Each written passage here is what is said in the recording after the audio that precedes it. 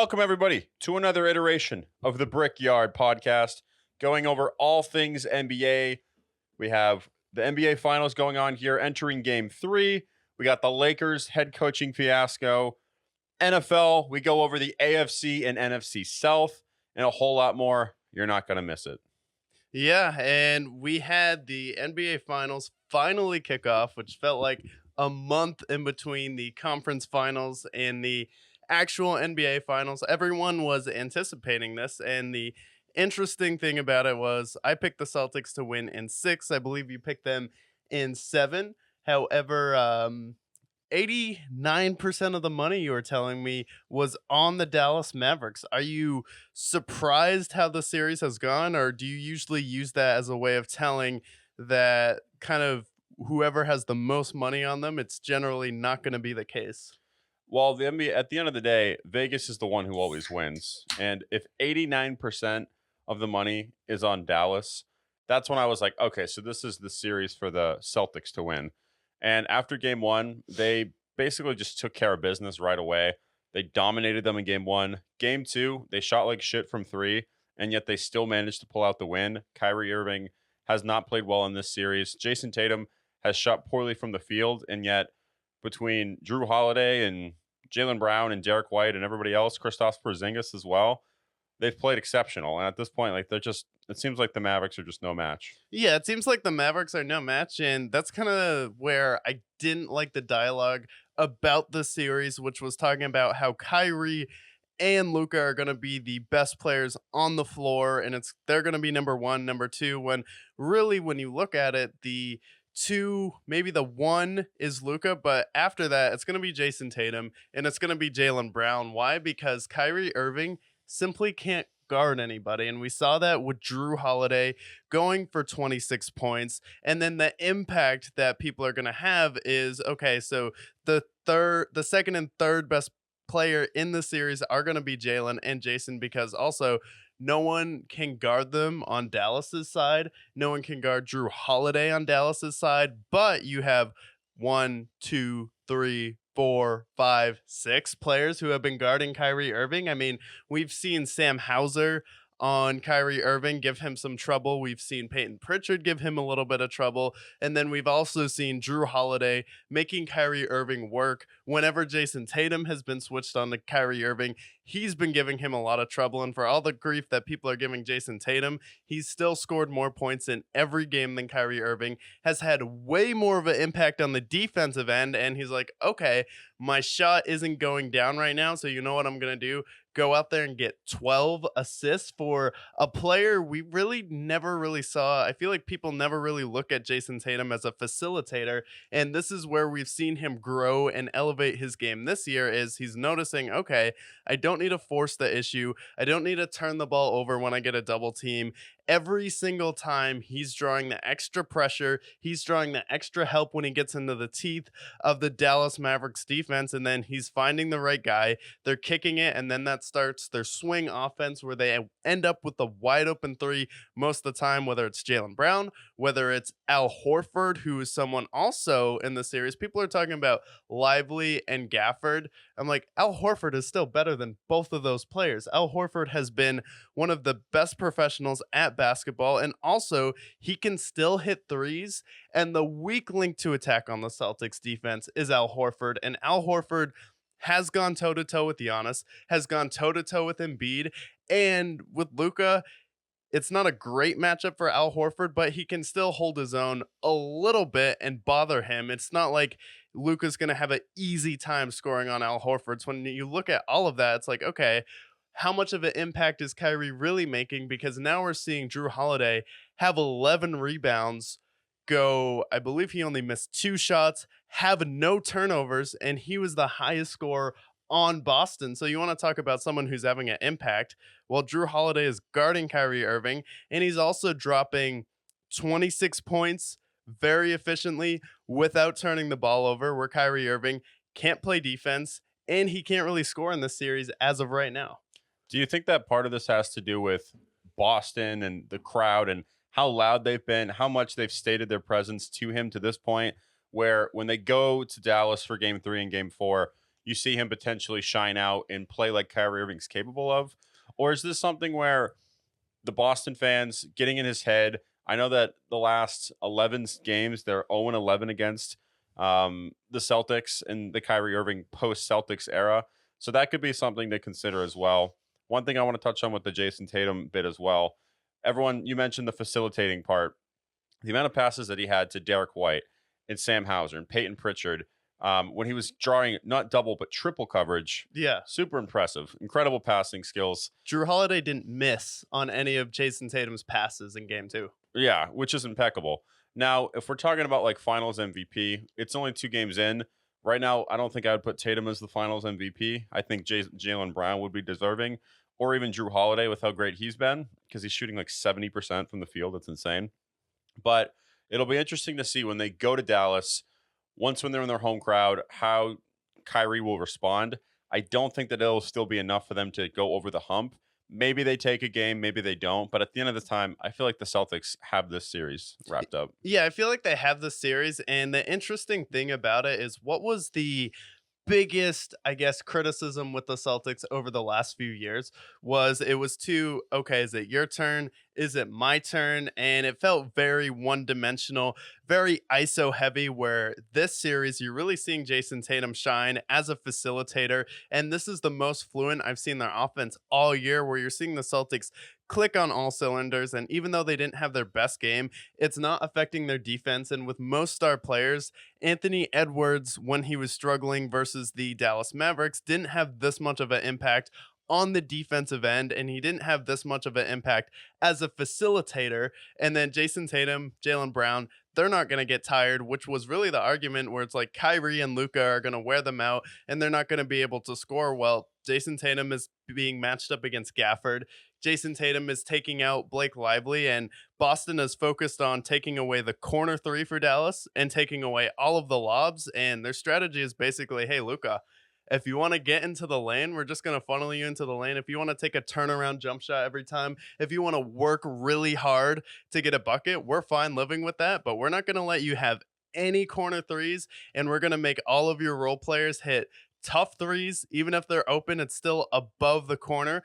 And then we're not going to have any of those easy alley-oops. And then we're also have Drew Holiday and Derek White on Kyrie Irving, which is kind of a brilliant strategy. And Dallas, honestly, the series reminded me of what Boston looked like, where it's too dependent on 2 players, and it's very just ISO heavy, and there's no real fluidity to their offense at all. It's okay. It's Kyrie Irving and then Luka, which you're doing Boston a favor if you're going to continue to play that way.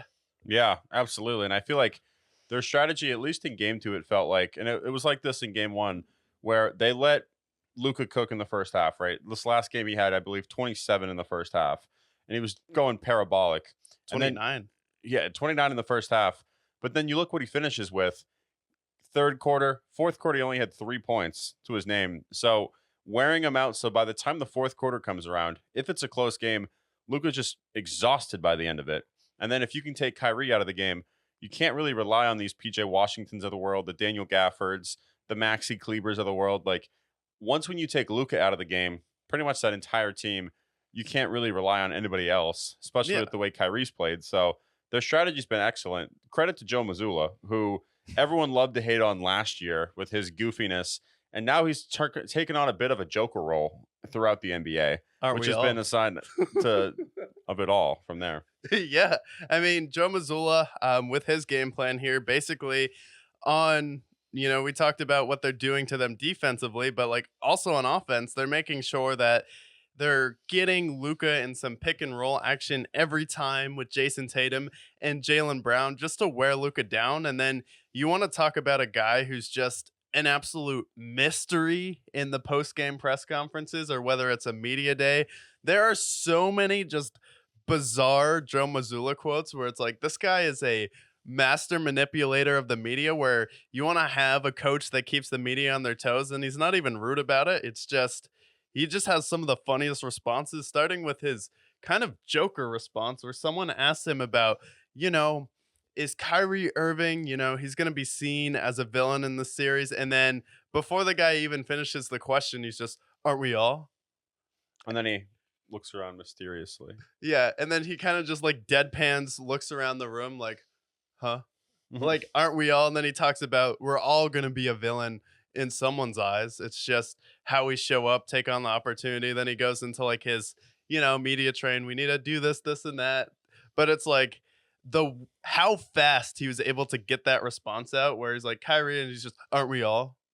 And then after that, someone's like, you're going to be one of the, there's only been 3 finals where we had 2 black coaches go head to head, even though Jason Kidd's more like logic. And he's just like, huh, I wonder how many of those coaches were Christians. And then again, takes his just deadpan, looks around the room like anything else. And then everyone's just like, wait, what? What just happened? And then they ask him about, it's the finals, it's a bigger stage, the lights are brighter. And then he's like, oh, well, I don't think the lights are going to be brighter. They're not changing the light bulb, so it's going to be the same. We just have to focus on, defense, getting back in transition, contesting shots, making sure we don't turn the ball over, driving, making sure we swing, like have good ball movement. Then he just goes into that, talking about the light bulbs. And then the most recent one, probably the funniest one, was last night. Someone's like, what'd you think about the royal family being here? And he's like, Jesus, Mary, and Joseph?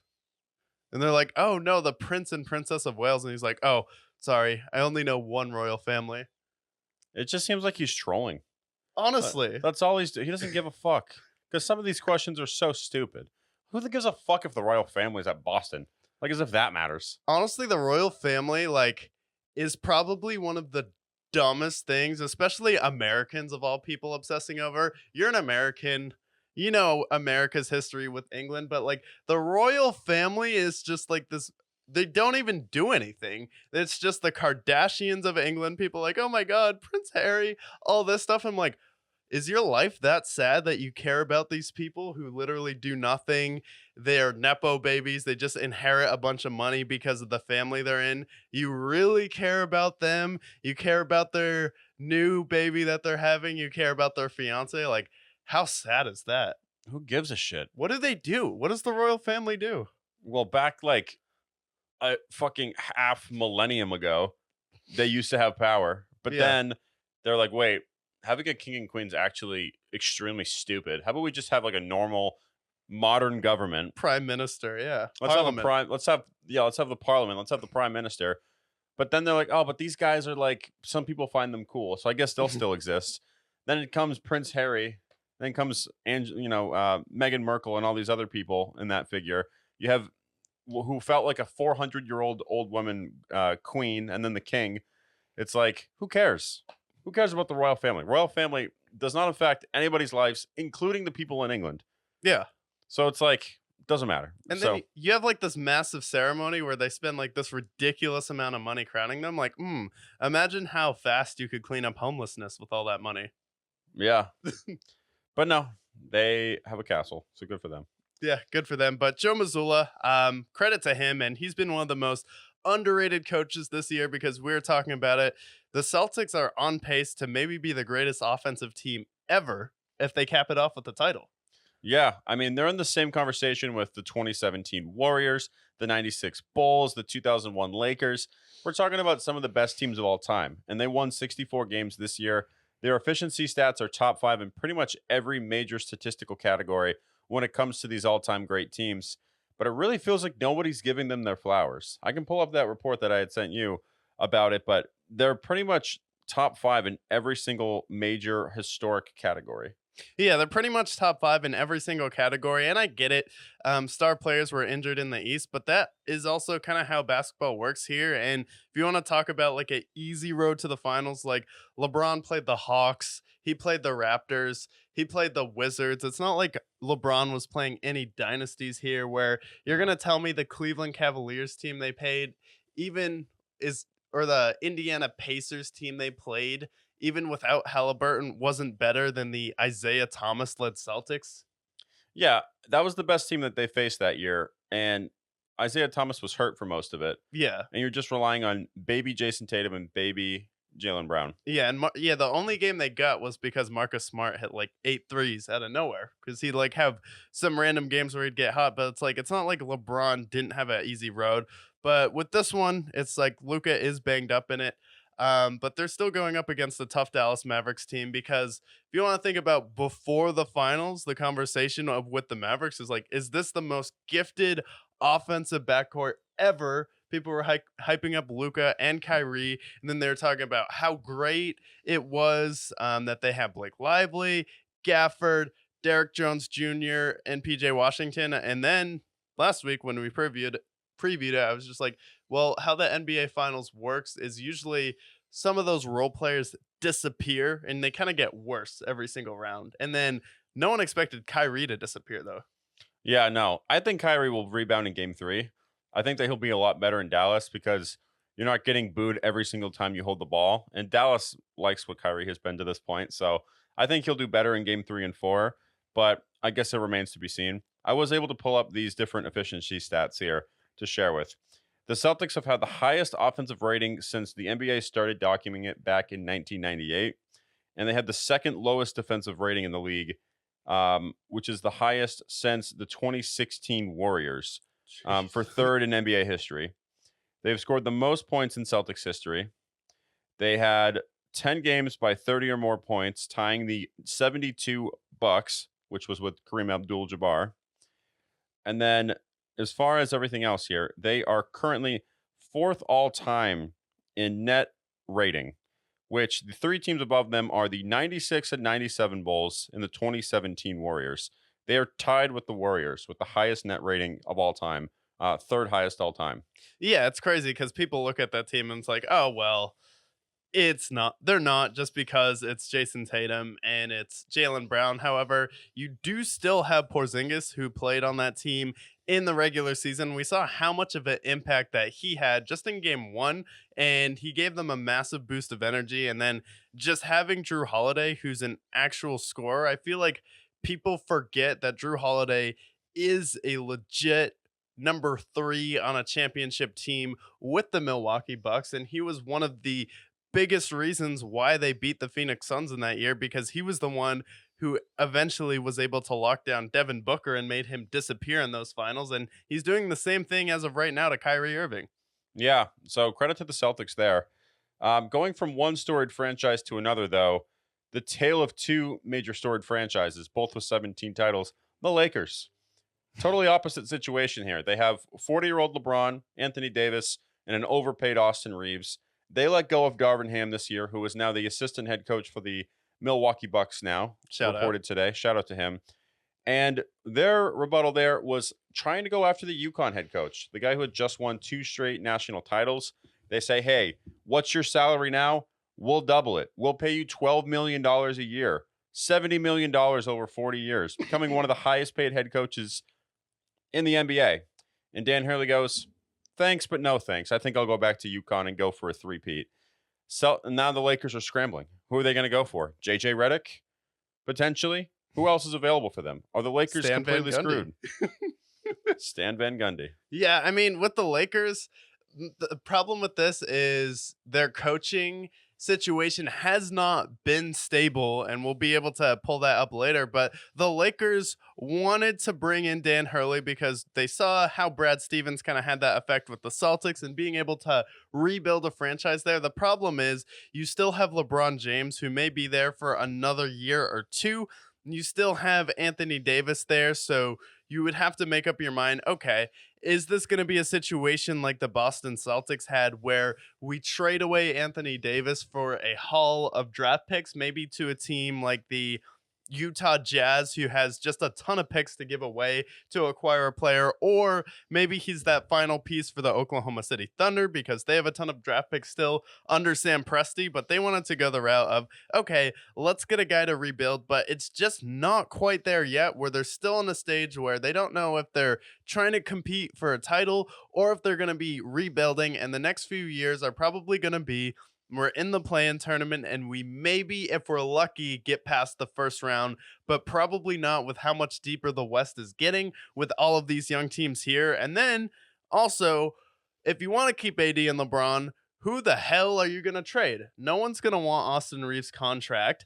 And then after that, I know you guys thought you were going to get Damian Lillard for THT. I know you thought you were going to get Trae Young and Bradley Beal for a player as bad as THT, who's basically out of the league at this point. But like, you don't have anyone to trade right now for another star. So it's kind of a nightmare situation where you're just stuck in that awkward in between. And why would you want to step in when you're in that middle point where Lakers fans are going to jump on you and be like, fire that coach? He's not good enough, when context is probably going to be lacking, even though, Lakers fans can't put that together.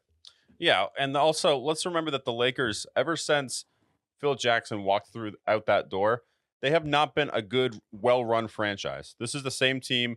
I have a whole list of their head coaches since then. The Lakers, they're about to have their 9th head coach since 2011. 9th. Their 9th head coach. I'll go through it. We had How many years has it been since 2011? 13? It's been 13 years. So they get a head coach every 2 years at this point. So for Dan Hurley, who has a nice cushy job at UConn, is from the Northeast, and is on pace to have a 3rd straight title with UConn, why the hell would he go to a team like the Lakers, where if they don't succeed next year, he could be out of a job potentially? So it's out of their mind. So 2011, they had Phil Jackson. He stepped down. He retired. And then in came Mike Brown. He spent 2 seasons there, 71 total games. He got fired. They put in Bernie Bickerstaff. Bernie Bickerstaff. As an interim head coach. And then following that up, they had Mike D'Antoni, who went 67 and 87 with them. Was that with Nash and Howard? Yep. Okay. And then they fire him because he was the problem. And they hire Byron Scott. Byron Scott was 38 and 126 with them as head coach. And then they fire him. Did they fire him sooner than Mike D'Antoni? Or did they keep him longer than Mike D'Antoni? He coached 10 more games than Mike D'Antoni. That's ridiculous. Lakers being Lakers. He won 67 games. Yeah. And then Luke Walton steps into the frame. And keep in mind, this head coach has spent the most time with the Lakers since 2011. Luke Walton has spent the most times with the Lakers? He has coached the most games for the Lakers since 2011. 246. He was 98 and 148 with a winning percentage below 400. He was the guy. And you know what they did? Absolutely fucking nothing. In case you were wondering. You're going to say, oh, well, Lonzo Ball and Brandon Ingram and all the guys before LeBron. Kuzma, cool. Josh Hart, Randall. Very cool. Pretty good team, actually, if they had a good coach. Yeah. Maybe if they had Brad Stevens, Darvin Ham, or the next coach they hired, Frank Vogel, who has been successful pretty much everywhere he went. He went to Indy. Obviously, he did well in Indy, and he was good with LA. He won a title with LA. He was 127 and 98. And then a year following the bubble, he gets fired, even though he has the best winning percentage of every Lakers head coach before we get to Phil Jackson. And then now we have Darvin Ham, who exceeded expectations with the Lakers, was 90 and 74. Pretty good for them. And now they're looking at JJ Redick and a number of other head coaching options to fill the shoes of Darvin Ham, who I don't think was the problem. Yeah, they should have kept Frank Vogel, because if it was the year after the bubble that they fired Frank Vogel, didn't Anthony Davis just get hurt versus Phoenix? Yeah. And that's why they lost. Like, if your second best player goes down, it's like, why are we pointing the finger at Frank Vogel when the Phoenix Suns, I don't know, what'd they do that year? Oh, yeah, they went to the NBA Finals. Yeah. And then for Darvin Ham, this is a guy who ran into the defending champion Denver Nuggets, who, by the way, they lost 10 consecutive games to them at one point, up to that point. And they led in every single game. In fact, they led about 85% of the series, but they couldn't get it done. And that's his fault? I don't know. Darvin Ham, I think, was wrongfully prosecuted there. Now he's going to be the assistant head coach for the Bucks. And then when the Bucks inevitably fire Doc Rivers, he will step in, most likely. Yeah, he'll probably step in, so they're covering their bases there. However, it's like, with Darvin Ham, it's like, you can't win a title and you're not in rebuild yet. So if you know you want to get rid of him, I honestly let him stick it out for another year or two, because there's absolutely no one who you can trade for who's going to put you in that championship window. You're not going to beat Dallas. You're not going to beat the Nuggets. You're not going to beat the Timberwolves. You're probably not going to beat the Oklahoma City Thunder. And then you're going to have a tough time with teams like the Pelicans. The Phoenix Suns could be frisky on a given night. We'll see what they do to rebuild in the offseason. But it's like, it's not like you're going to be able to go up or down really fast. You're kind of in the same situation that the Dallas Cowboys are in right now, where it's like, okay, we have to pay Dak Prescott way too much money, and then we have Micah Parsons and CeeDee Lamb, but your third highest contract and your third player on that team is a very weak link where Austin Reeves is their third highest paid player on that team, but he's more of a Derek White, where you want him to be the fourth or fifth option on a championship team, and he's going to be a great defender, but he's not going to be the guy on every given night. Maybe he wins you a game in a series, but the Lakers fans just seem to think that they're going to trade absolutely nobody and Trae Young is just going to fall out of the sky, or you're going to sign Jimmy Butler, when he was kind of trolling the Lakers last night when he said number 22 looks really good in purple and gold, whereas clearly just trolling. He's not actually going to LA to play with LeBron. He also was talking about Catherine Brinks, who Yeah. I'm sure he's probably seeing at this point, who also happens to be wearing purple and gold. Yeah. I think I'm the only person that the Twitter comments didn't get it, because they got it as Jimmy Butler to LA. I got it to, he was hitting on Cameron Brinks, and he's probably talking to Cameron Brinks. He took her out probably. That's what I saw it as. Casual. I saw it as him. I saw him as rizzing up Cameron Brinks, which credit to him. He's not going to LA. First of all, they can't afford him. Secondly, if they were going to do a sign and trade, they can't trade their picks because they don't own any of their picks until like 2030. Who are they going to trade him for? A couple of second round picks for a guy who's carried them to not one but two NBA finals? Give me a break. Yeah, exactly. And I think Jimmy Butler, if he goes somewhere, he is the missing piece in Dallas, and I do believe that. And he may go back to Philadelphia potentially, and they can beg for forgiveness from Jimmy Butler that they signed Tobias Harris over him. And if I was Jimmy Butler, I'd be like, I will sign on one condition and one condition alone, and that is that you trade Tobias Harris before I sign. I mean, So maybe you do like a sign and trade with Miami and they get like Tobias Harris, Paul Reed, and some other players just to throw them a bone a little bit so they have something to work with. But yeah, I don't think he's going to LA. And Lakers fans are probably the most delusional fans in basketball, where it's like, yeah, we're going to trade Gabe Vincent and Spencer Dinwiddie and package them for Trae Young with none of our first round draft picks that we have. yeah.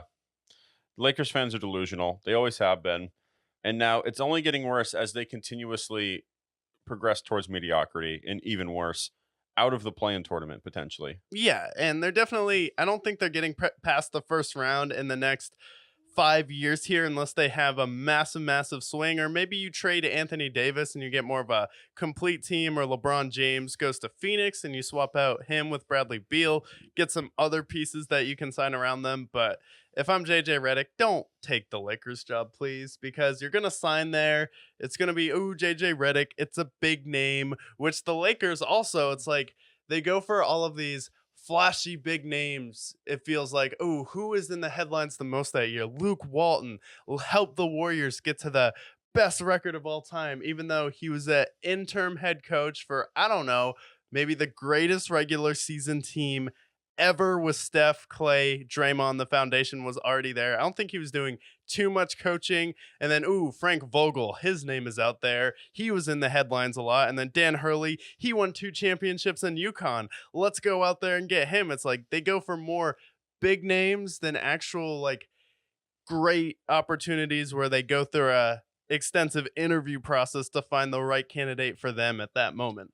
Oh, kind of like how when the Cowboys were looking for a head coach, they were looking for Mike McCarthy, field their defensive coordinator with Dan Quinn, offensive coordinator Brian Schottenheimer. 3 big names in the coordinator and head coaching space. Yeah. Interesting there. And then also when they talked about getting rid of Mike McCarthy, who do they mention? Bill Belichick.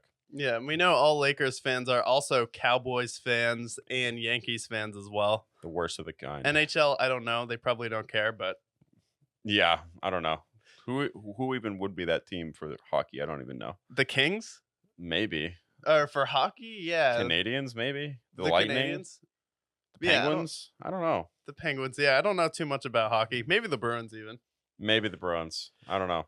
But yeah, and then we have Kyrie Irving in the finals right now, and we're taking a look at his draft, and it's actually one of the most fascinating drafts in NBA history when we're talking about the 2011 NBA draft, and kind of one of the most stacked drafts. And kind of when you talk about the NBA draft, you always mention like the analysts for NBA, the people who are the quote unquote experts. We are like the NFL is at least passable. MLB, pretty solid, pretty okay. NHL, same thing. But the NBA experts absolutely whiffed on this draft. Yeah, this was the draft where Kyrie Irving, obviously, he was the first overall pick. But then you look at the next like 3 or 4 players, right? You have Derek Williams from Minnesota. What the hell did he do in the NBA? He's the type of guy that completely forgettable in the NBA. You can use him for Derek Williams, who was a hell of a lot better, Darren Williams, Yeah. back with the Jazz. Then comes Enes Kanter, Enes aka Freedom now. Enes Freedom, who is known more for his politics than he is his NBA career. He was a solid role player back in his day, Yeah. but third overall pick, I don't know about that. And then following him up, Tristan Thompson. Yeah. He He's- rebounds and he blocks shots. That's cool. Yeah, he dates Kardashians. He's He still plays. a solid role player. I mean, he's still on Cleveland, which was hilarious when he checked into the playoff game. I honestly forgot he played for Cleveland, but here he is now. And then we have Travis Kelce lookalike Jonas Valanciunas. He had a great career. And we have Jan Vesley here, who is on Washington.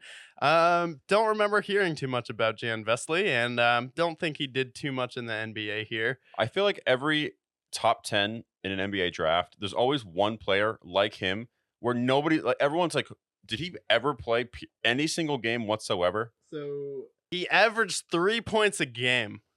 Wow. Tristan Thompson's career average is 8. Derek Williams' career average is 8.9. Enes Freedom is at least in double digits at 11 there. And then Jonas Valanciunas' career average is at 8 as well. And then we have Bismack Biyombo, who was taken by the Sacramento Kings here. And yeah, he had a career. He played basketball. He was the first overall name. That's for damn sure. If there was a draft name competition, he would be first overall. I remember this draft specifically for when they called Bismack Biyombo. I'm like, this guy passes the name test. And he did pass the name test. He was a fine role player in the NBA. Yeah, he definitely passed the name test there. Kind of a soft spot for this player, Brandon Knight. He's someone who was pretty good, actually. He averaged 14 points a game. I remember those Pistons teams where it was Brandon Knight.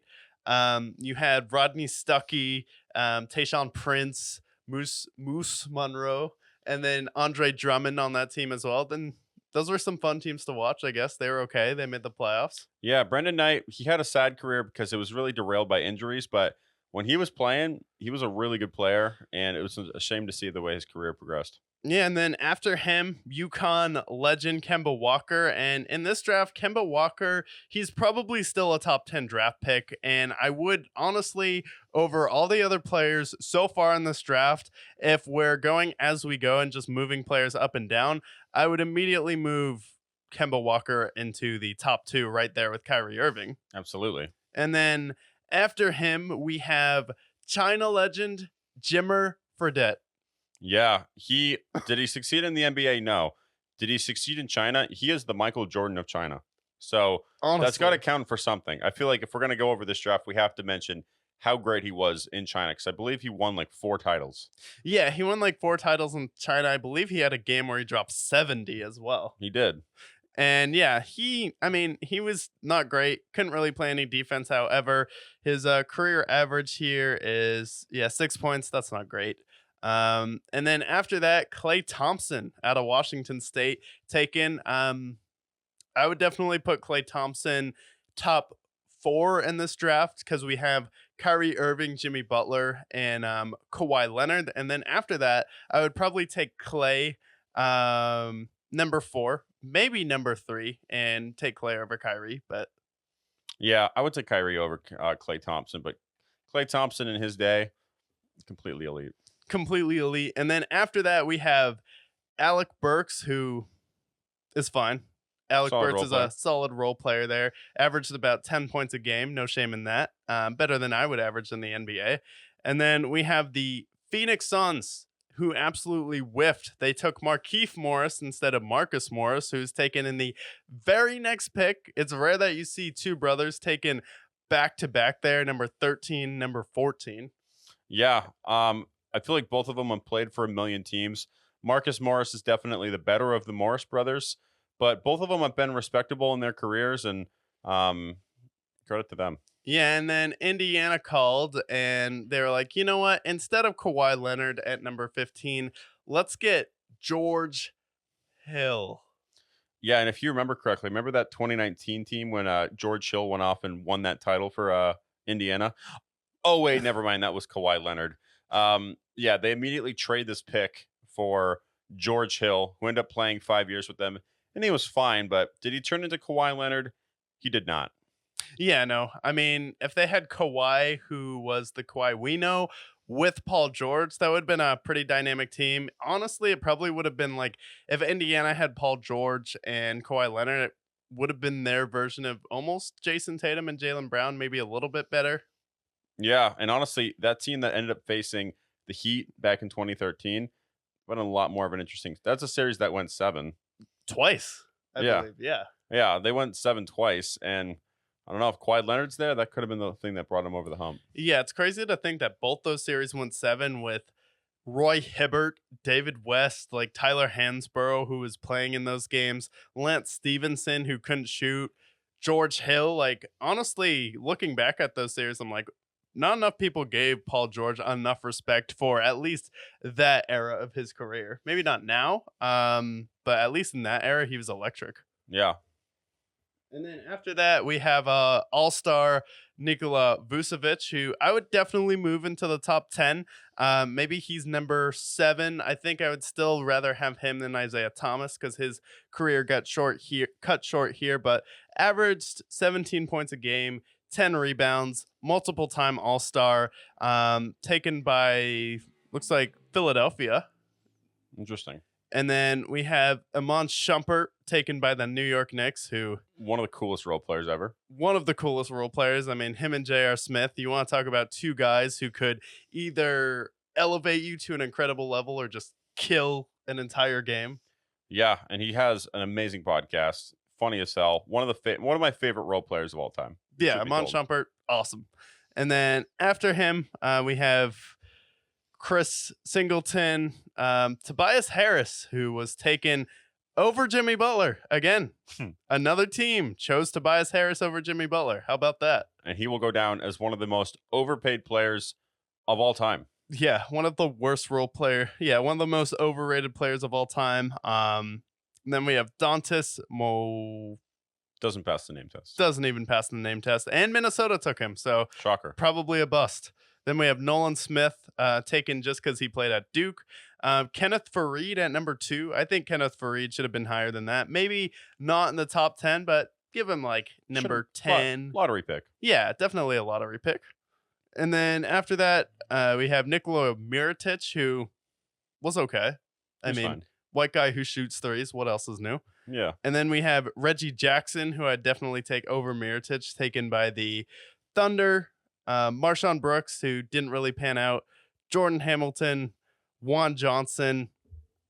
And then after that, at the end of the first round, we get Corey Joseph, very solid role player. And then Jimmy Butler was also in this draft, taken by Chicago at number 31. In this draft, I would take Jimmy Butler, I don't know, number 2.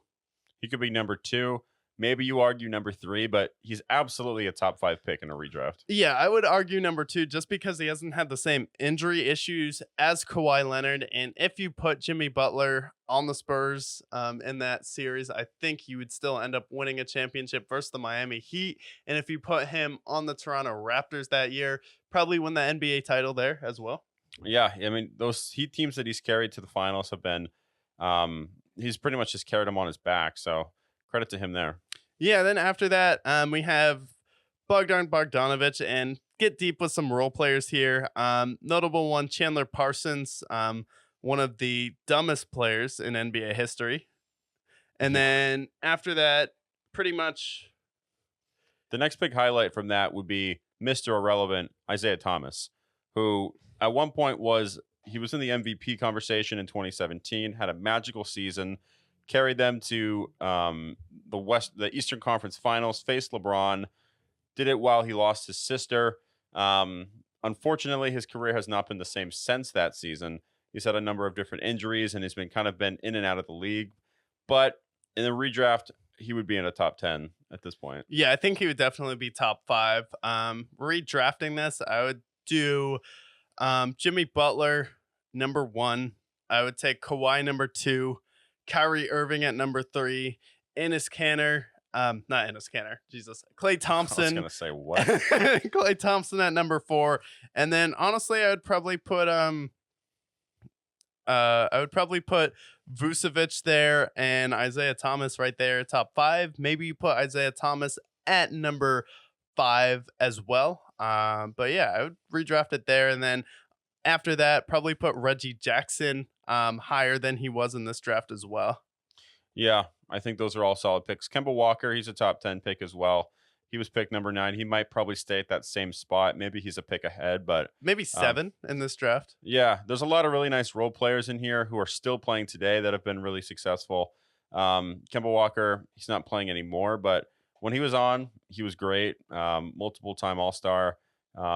So honestly, probably of all the drafts that we've gone over to this point, that one is one of those drafts where front to back, there's some sort of history there, whether it's Mr. Irrelevant Isaiah Thomas or Kyrie Irving, and then all the guys in between. Jimmy Butler, the last pick in the first round. Yeah. Insanity. Kyrie and Isaiah Thomas being traded for each other at one point, and then Tobias Harris being taken a few picks before Jimmy Butler, and then inevitably the 76ers choosing Harris over Jimmy Butler to pay him there. Definitely some interesting picks there, but it again highlights how the NBA, it's so hard to actually know who's going to be really good and who is going to just be a massive bust, because you go through those first top 10 picks and you're like, oy vey, we're taking Enes Kanter in the top 3 here. We're taking just Tristan Thompson at number 4 in Cleveland. Imagine if Cleveland took Kawhi. Imagine if they took Jimmy Butler. And then the Minnesota Timberwolves, again, you take a player who's not even in the league anymore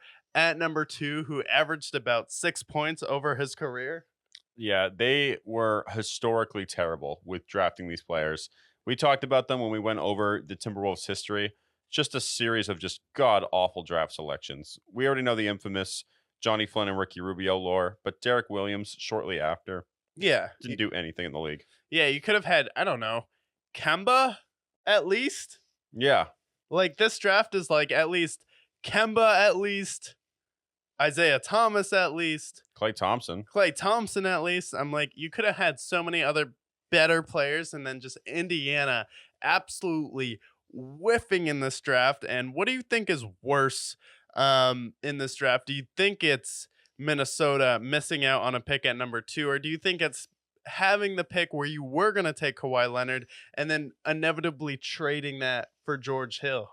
See, I feel like every single draft has one player in the top 3 that fails. So I'll give the Timberwolves some slack, although they have historically been that team forever. But you picked the right guy, and I feel like that's the hardest part in the NBA. You picked the right guy, and you traded him for a role player. Like, if I'm the GM there, I can take picking the wrong guy and just moving on. But when you take Kawhi Leonard, who's going to be a Hall of Famer, who's one of the best players of this generation, and you traded him for George Hill, I feel like not enough people give the Indiana Pacers enough shit for that. because of how good the Pacers were at that time, how Kawhi Leonard could have brought him over the top. And maybe when LeBron, went to Cleveland, could have given them some more issues further on from there. They had a chance to build a really, really, really good Pacers team, and they fucked it up by trading for George Hill. Yeah, you could have had Paul George and Kawhi Leonard there, and Kawhi would have needed some more time to develop. However, that would have been an elite duo there. And then if you had kind of that team around them, defensively with David West, if Roy Hibbert didn't completely fall apart where he couldn't score over a trash can, and you had Lance Stevenson, who is at least useful at that time in his time in Indiana. He was a good, I don't know, guess blowing in people's ears. At least he was Good really good at. instigator. Good Yeah, instigator. yeah, he had better percentage hitting someone in the ear with his breath than he did actually getting the ball in the hoop. Who knew? Who knew? Who knew that was all you needed to get some money in the NBA? Yeah, just being able to blow in someone's ear and be a distraction. But yeah, that was the 2011 draft. Let us know what you thought about that draft below. Definitely one of the most interesting drafts in NBA history. But let's pivot to the NFL because we are a NFL podcast. We do prioritize the NFL on the show, even though it's the week of the NBA Finals. And we have some breaking news. First, after 9 seasons and a budding rap career, Darren Waller drops a diss track on the New York Giants, informing them that he will no longer be a part of the organization, and he's going to be teaming up probably with either Kendrick Lamar, maybe Drake's team of ghostwriters. We don't know which side he's on yet, but he said he's going to try and write an album dissing Daniel Jones. Yeah. Yeah, I'm sure Kendrick would love to have him.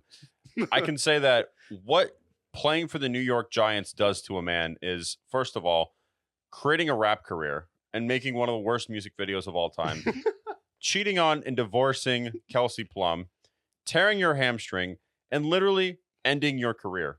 Truth be told, New York Giants, very impressive there. I remember we were watching one of the primetime games early on in the season last year, and Chris Collinsworth says, Darren Waller will be a really nice addition if Daniel Jones can just not overthrow him. Classic line by Mr. Collinsworth.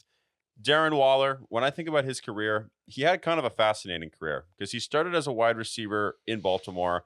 They put him in at tight end. He went to to Las Vegas, where he ended up being one of the best tight ends in football for a short period of time.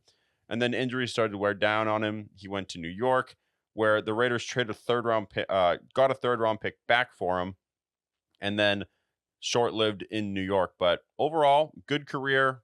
Was a really solid tight end for a short period of time. Happy trails.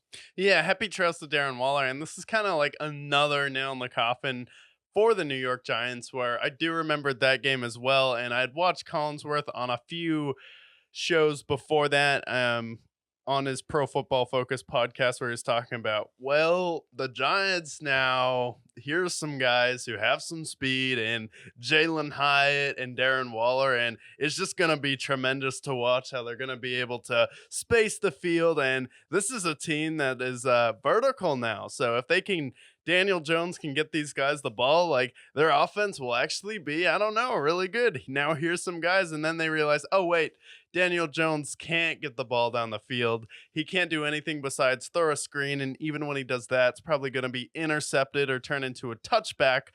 And, as soon as Daniel Jones got hurt and Tommy DeVito steps in, Tyrod Taylor steps in, they realize, oh, wait, maybe we actually do have some weapons in Jalen Hyatt. Maybe we do have some weapons in Darren Waller. But Daniel Jones just doesn't know how to use them. And unfortunately, it forced Darren Waller into his new career, which is probably going to be rap now. And will he be a better rapper than Antonio Brown? Only time will tell, but I'm excited to see how it unfolds. Well, I hope his arc doesn't end with bankruptcy like it did Antonio Brown. So happy trails to Darren Waller. We wish you the best.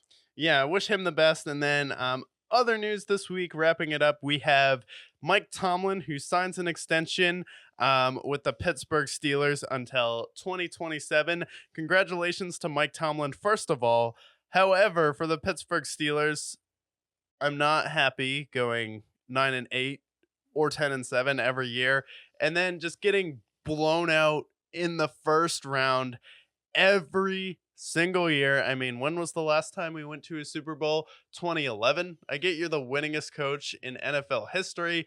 I get you've never had a losing season, and that's great and all, but can not having a losing season turn into, I don't know, getting to the conference championship more often than it does, where we did under Ben Roethlisberger, and I get we had Kenny Pickett for a period of time, but there's also been some talented teams where the Pittsburgh Steelers just flat out, to be honest, got out coached in the playoffs. And that happens time after time after time. So it's like, I get you want stability there. I get there's the rooting rule where they don't get new head coaches. And I get it's crazy to move on from a coach that is consistently gives you a winning record and gets you into the playoffs every 2 or 3 years. You're in the playoffs more often than not. But at some point, you have to move up from mediocrity to a guy who can really take your team to the next level where it feels like there's a ceiling on who Mike Tomlin can outcoach, where he's never going to be the best coach in the league.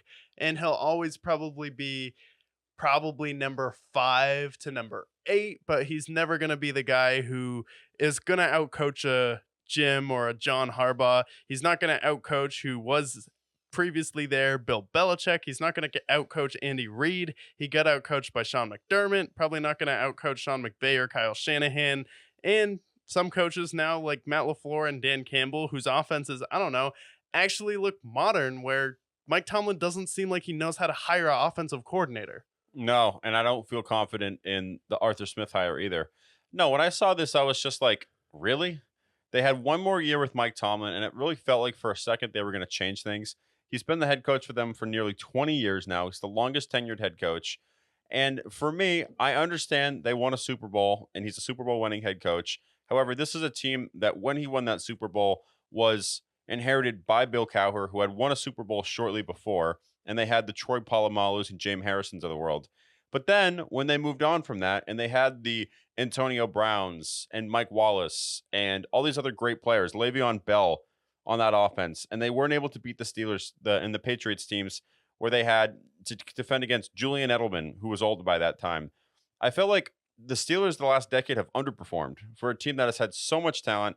They've been good on offense and defense, and they haven't lived up to expectations. Like you mentioned before, they've been outcoached. So for me, I mean, it's fine that they want to extend him. I know they're probably looking for a quarterback down the road. They're experimenting with Russell Wilson and Justin Fields, but next year they're going to go and draft a quarterback, and it seems like they're going to at least let him play out that rookie contract with them before they move on. But I don't know. I don't really love it. You want to extend him for security, I guess, but it just feels like the Steelers are getting a little complacent at this point.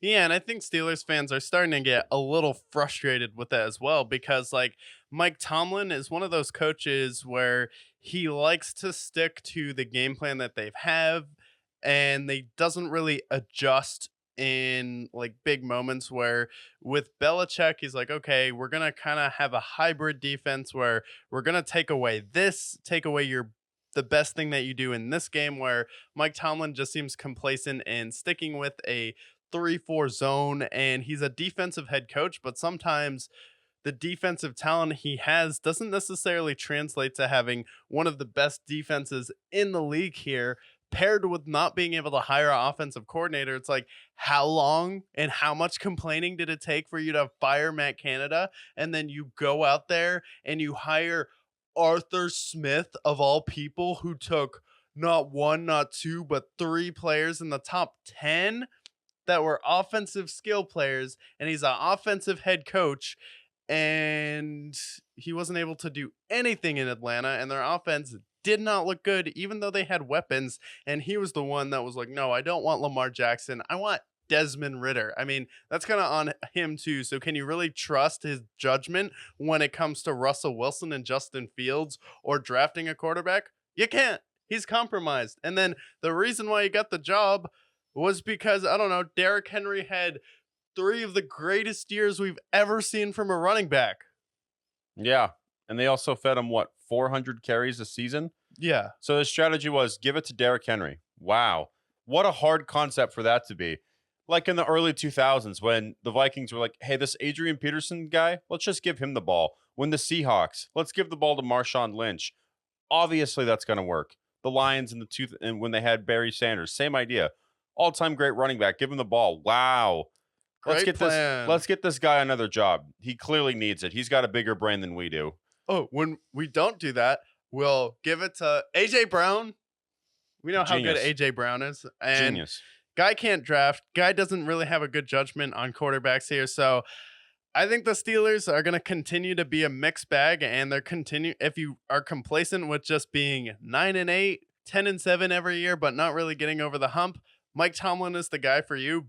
However, Mike Tomlin, still a very solid NFL head coach, and congratulations to him for getting the money security. This isn't directed at Mike Tomlin, more at the Steelers organization, and always happy to see someone get paid and get some money. Of And course. yeah, so that's definitely great for Mike Tomlin there. And then we're here to cover the NFC and the AFC South. Traditionally, these are usually the two worst divisions in the NFL, I would say. The South over the past few years, and probably last year, the worst division in the league was the NFC South, where normally it's the NFC East. And then we have another very young division, some up and coming promising teams that could go either way in the AFC South, where we have the Titans, Jaguars. We don't know. They're kind of on the brink of an epic collapse here and it being a disaster with Doug Peterson and Trevor. Then we also have the Texans, who are ready to take that next step,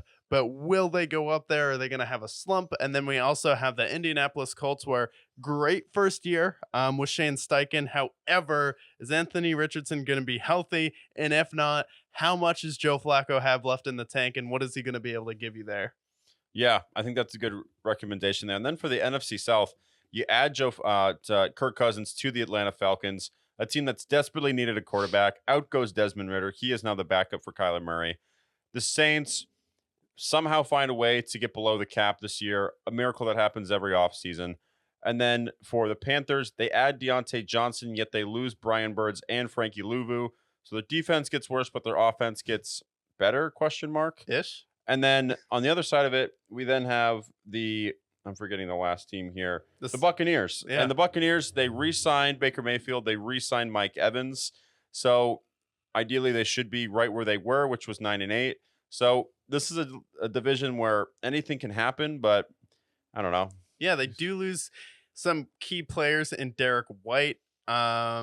He ends up going to the Philadelphia Eagles, but this is a team, like, they're kind of just getting a little bit older every year.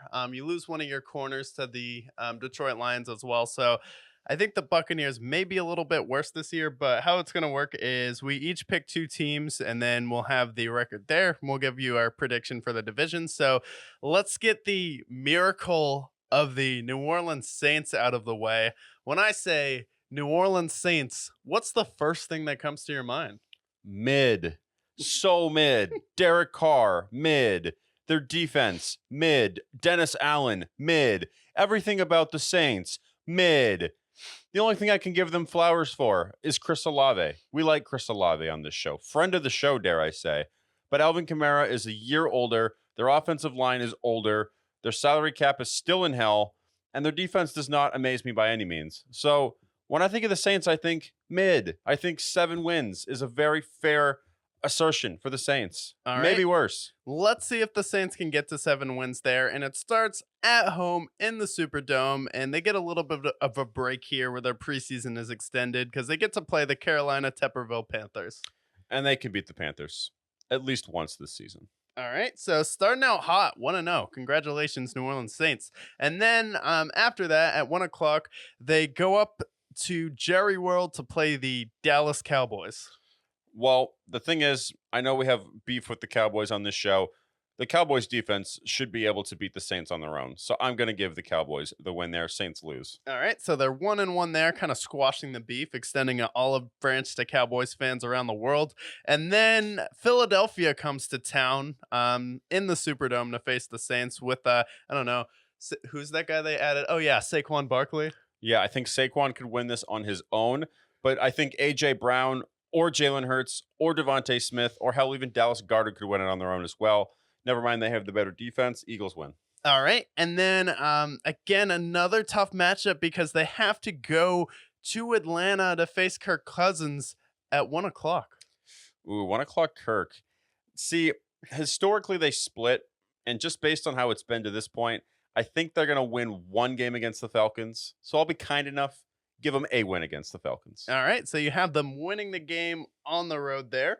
So I will put them at 2-2. Not bad. They're starting out 2-2, probably passing most people's expectations. And then for some reason, the NFL put them on Monday Night Football versus the Chiefs. Who thought that was a good idea? Well, no, the Chiefs are going to win this game with Xavier Worthy alone. Why did they put this on prime time? What a disgrace. It's so stupid on a night where there's 2 Monday Night Football games. I mean, and then after that, they host the Tampa Bay Buccaneers in Baker Mayfield in the Superdome. Yeah, and we're going to say, let Baker cook. Baker Mayfield. The magic of Baker Mayfield comes alive. All right, so 6 weeks in, and they are now 2-4, and then it gets a little bit easier. And they face the Denver Broncos on Thursday Night Football, it looks like. We don't know if it's going to be Zach Wilson. We don't know if it's going to be the pro golfer himself, who's way too old to be drafted. And we don't know if it's going to be Jarrett Stidham. Yeah, you know what? If you looked at the Broncos preview, I was not kind to the Broncos. So I'm going to be nice to the Saints. The Saints win this game because the Broncos and mine were projected to win one game. And I stand by that rhetoric there. So all right, Saints win.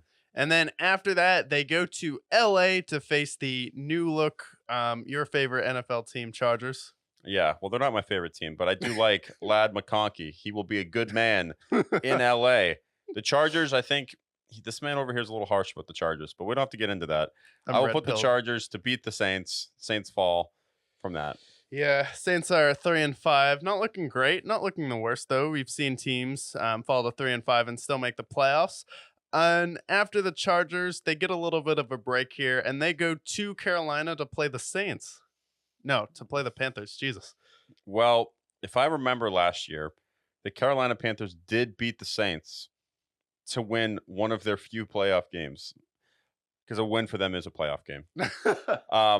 I'm actually going to pick the Panthers to beat them, believe it or not. Really? Yeah, I don't know. The Panthers, I think, we're going to win more games than they did last year. They won 2. I think they can win 3, and one of those will be against those pesky Saints. All right, so Dennis Allen has officially been fired after losing to the Panthers. And then the Saints play the Falcons, and you had them splitting with the Falcons. It's also at 1 o'clock there, and then this is the game that they lose. Yeah, angry Kirk. After what happened last 1 o'clock, he's had this etched on his calendar. And next game we have here is the Cleveland Browns going to New Orleans at 1 o'clock. And I'm going to take the Browns in this one. I just think better coaching matchup. The Browns, better team. I'll give them the win there. Wow. In the Jameis Winston revenge game, by the way. Jameis Winston revenge game. Wow. Someone's going to be eating a W, and it's not going to be the fans in New Orleans here. And so now currently 11 games have gone by. They're currently 3-8. So are they going to get to 7 wins? We'll see. And it doesn't get any easier because they host the Rams in a 2-game home at the end of a 3-game homestand here. And I don't like that matchup for them whatsoever. We have Sean McVay versus Dennis Allen. I think the Rams win this one. Yeah, and Dennis Allen probably gets fired after losing the Panthers, but if he has his job, good for him. But thankfully, after losing so many games in a row here, they get the pleasure of going to New York, East Rutherford, New Jersey, to face the Giants. Derek Carr, Daniel Jones, which one is more overpaid? We're going to give the win to Derek Carr. Derek Carr gets the win, beating that treacherous losing streak that they've had. Maybe Taysom Hill starting by then. We don't know. But their losing streak comes to a halt. All right, losing streak comes to a halt there, and they end up beating the Giants. And then after that, another little bit of a break. Maybe we'll see where the Commanders are at, but they get to host them at home, 1 o'clock. And I'll have them beating the Commanders as well, starting to turn things around, starting to figure themselves out now that they are out of contention. Yeah, and you never know in the NFC South. Maybe they're still not mathematically eliminated yet. However, you might be in this game because you have to go to Green Bay to face the Packers. I think the Packers, especially with the addition of Josh Jacobs this year, is going to be that much better. I don't think they beat the Packers. I think, especially another year with Jordan Love, they get the win. All Packers right. do. And then the Las Vegas Raiders come to town in a Derek Carr revenge game, maybe? I'll take him to win in this game. Um, the Raiders, they are a beatable team. We'll see how good Antonio Pierce is by then. We'll see how banged up they are potentially.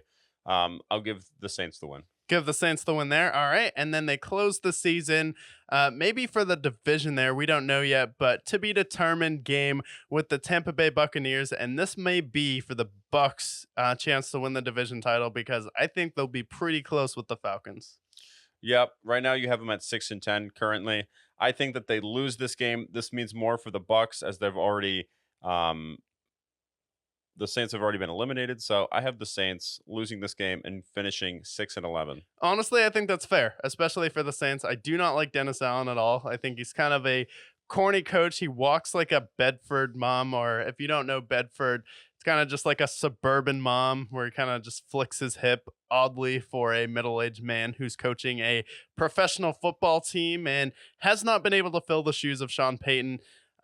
His defense has been pretty good, but offensively, don't have Michael Thomas there anymore. You took some hits to your offensive line. Still don't know. You're paying too much money to Derek Carr. So I think 6-11 is very fair. I say we move on to the number one contender to win the division, the Atlanta Falcons. Yeah, and I have their schedule pulled up here.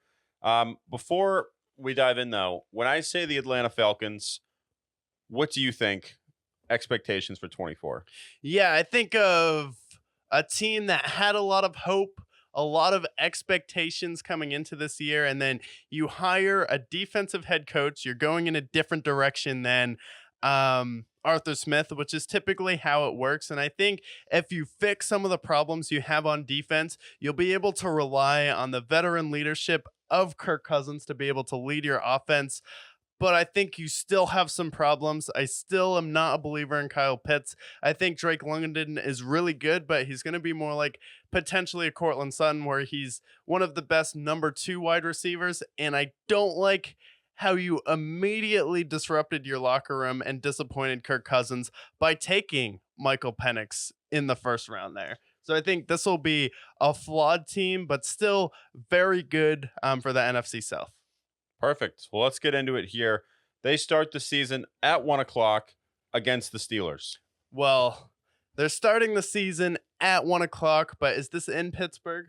This is in Atlanta. This is in Atlanta, so I will take the Atlanta Falcons to win this game. I think the Steelers are going to have some continuity issues, especially it's going to be Russell Wilson's first game there. No, it'll be Kirk Cousins' first game, but it'll still be a lot of familiar faces. And I do think when you're facing your previous head coach, which probably a lot of players did not like on that team, in Arthur Smith, especially with how he ended the season, I think the Falcons have a little motivation to win that.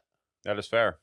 Well, then the very next week, they go to Monday Night Football and they face the Eagles with Saquon Barkley. Yeah, they face the Eagles with Saquon Barkley, and unfortunately, this is a primetime game. And while Kirk Cousins' numbers really aren't that bad on primetime, I do think they end up falling to the Eagles, and they've kind of eaten Kirk Cousins' lunch over the past few years. Well, unfortunately, primetime is back again the following week as they host the Super Bowl champion Kansas City Chiefs. Yeah, they host the Super Bowl champion Kansas City Chiefs, and that's just a bad matchup. And this is actually a really tough stretch of games for them just to start out the year. So I do think they end up falling to the Chiefs on Sunday Night Football. All right. And then they then go and host the New Orleans Saints, which I believe I had the Falcons winning. Yeah, so you had the Saints winning that game, but you did have them splitting. So that would put them at 1-3. All right. And then they do get a bit of a scheduling break over the next couple of weeks. They start on another primetime game Thursday night as they host the Tampa Bay Buccaneers.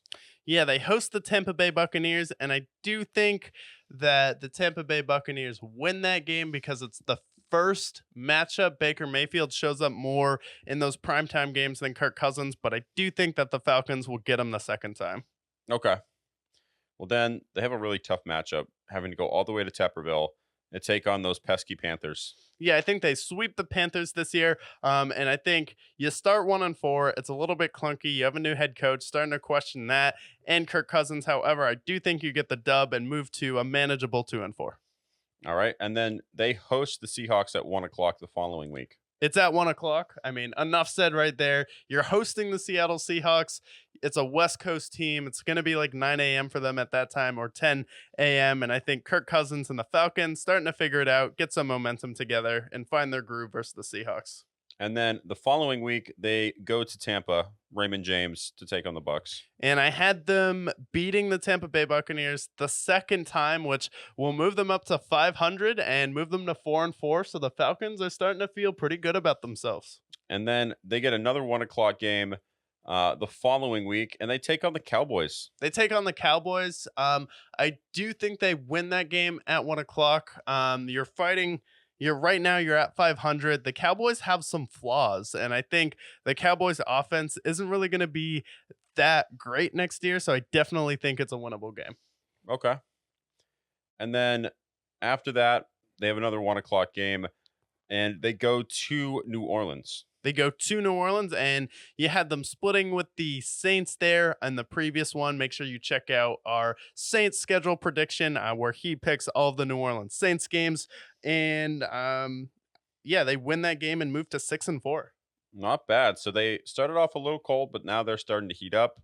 Well, lucky for them, they get a nice game in the Mile High City taking on those lowly Broncos. Yeah, and we don't know if it's going to be a, great golfer at quarterback. We don't know if it's going to be Zach Wilson, and we don't know if it's going to be Jared Stidham. So I will take the Saints in that game all day, all night, all week.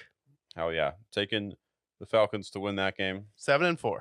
And then they host the LA Chargers. They host the LA Chargers. I do think, is that at 1 o'clock? It is at 1 o'clock. Yeah, I think with that game, the Chargers offensively may have some challenges, even though I think their defense is going to be a lot better this year under Jim Harbaugh, but I will take the Atlanta Falcons to win that game. All right. And then the very next week, they go to Minnesota to take on the Falcons. I'm sorry, the Vikings. Yeah, I did that last time, but I think they do beat the Minnesota Vikings. We don't know who's going to be there at quarterback yet, so I will take the Falcons. Kirk get a little bit of revenge in Minnesota. All right. And then they go to Oakland on Monday Night Football. To Oakland on Monday Night Football. I think that's a game where we've been hot. We're feeling good about ourselves. However, it's a primetime game. Antonio Pierce will have a plan. Max Crosby is going to be saying some things that probably shouldn't be aired on TV to Kirk Cousins. So I'll take the Oakland Raiders in that game. All right. And then they host the Giants at 1 o'clock the following week. I mean, Kirk Cousins, Daniel Jones, if I could put it below the floor in the basement, unfortunately, I don't have a basement that I can put Daniel Jones below. So you'll just have to use your imaginations there. But the whole point is Kirk Cousins at 1 o'clock and Daniel Jones is, nothing. And then they go to the Commanders on a flex game.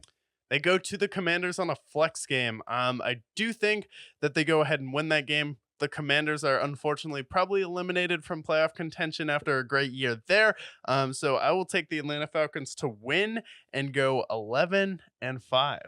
And then last game, they end it hosting Tepperville. And at hosting Tepperville, I mean, thankfully they get a bye before the playoffs, so they probably won't be the 1 seed. However, they do get a bye before going into the playoffs because they play the Tepperville Panthers. So I'll take them to win that game and move to 12-5. Wow. Damn. Okay. 12-5. I think for me, I see them at like 10-7 to I think 12-5 is attainable.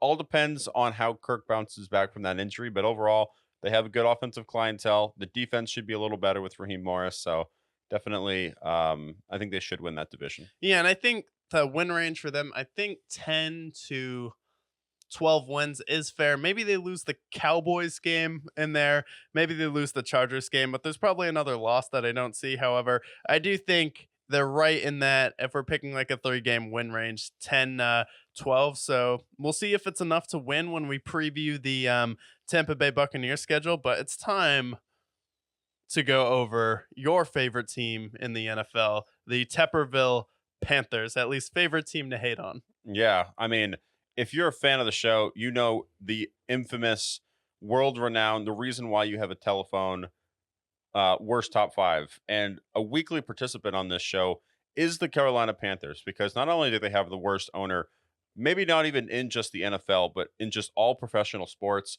that Mm. is not only domestic, but that is also international as well. Actually terrible. But what did they do in the offseason? They drafted a running back who many people are liking, and they got Deontay Johnson, who was better than what they had before, I guess. But they also lost their two best players in Brian Burns, who they traded for a bag of chips and a little bag of Skittles, and they let Frankie Louvu walk. So their defense got much worse, and their offense got marginally better. So the Panthers, where do I see them this year? Still being terrible. Yeah, the Panthers like decided they're like, you know what happened last year? Our defense was really good.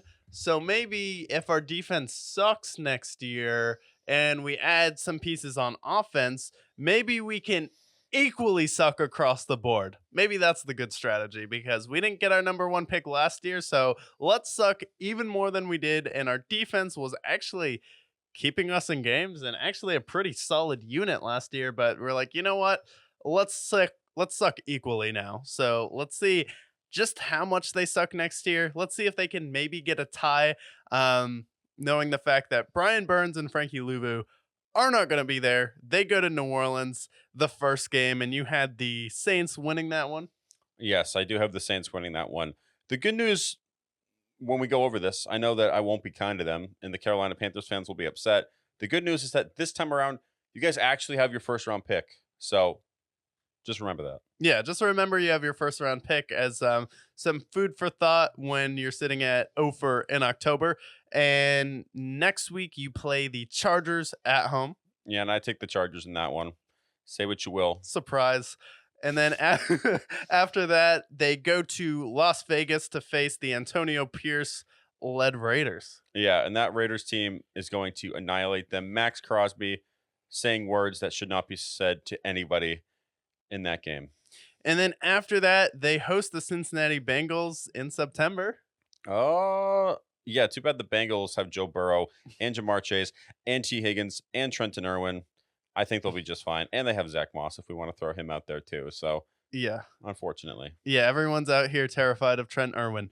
I am. Kick return, maybe. And after that, they face the up and coming NFL superstar, potentially the most underrated tight end in the league, the Chicago Bears. Just think, in an alternate universe, Caleb Williams is a Carolina Panther. But instead, you're facing him.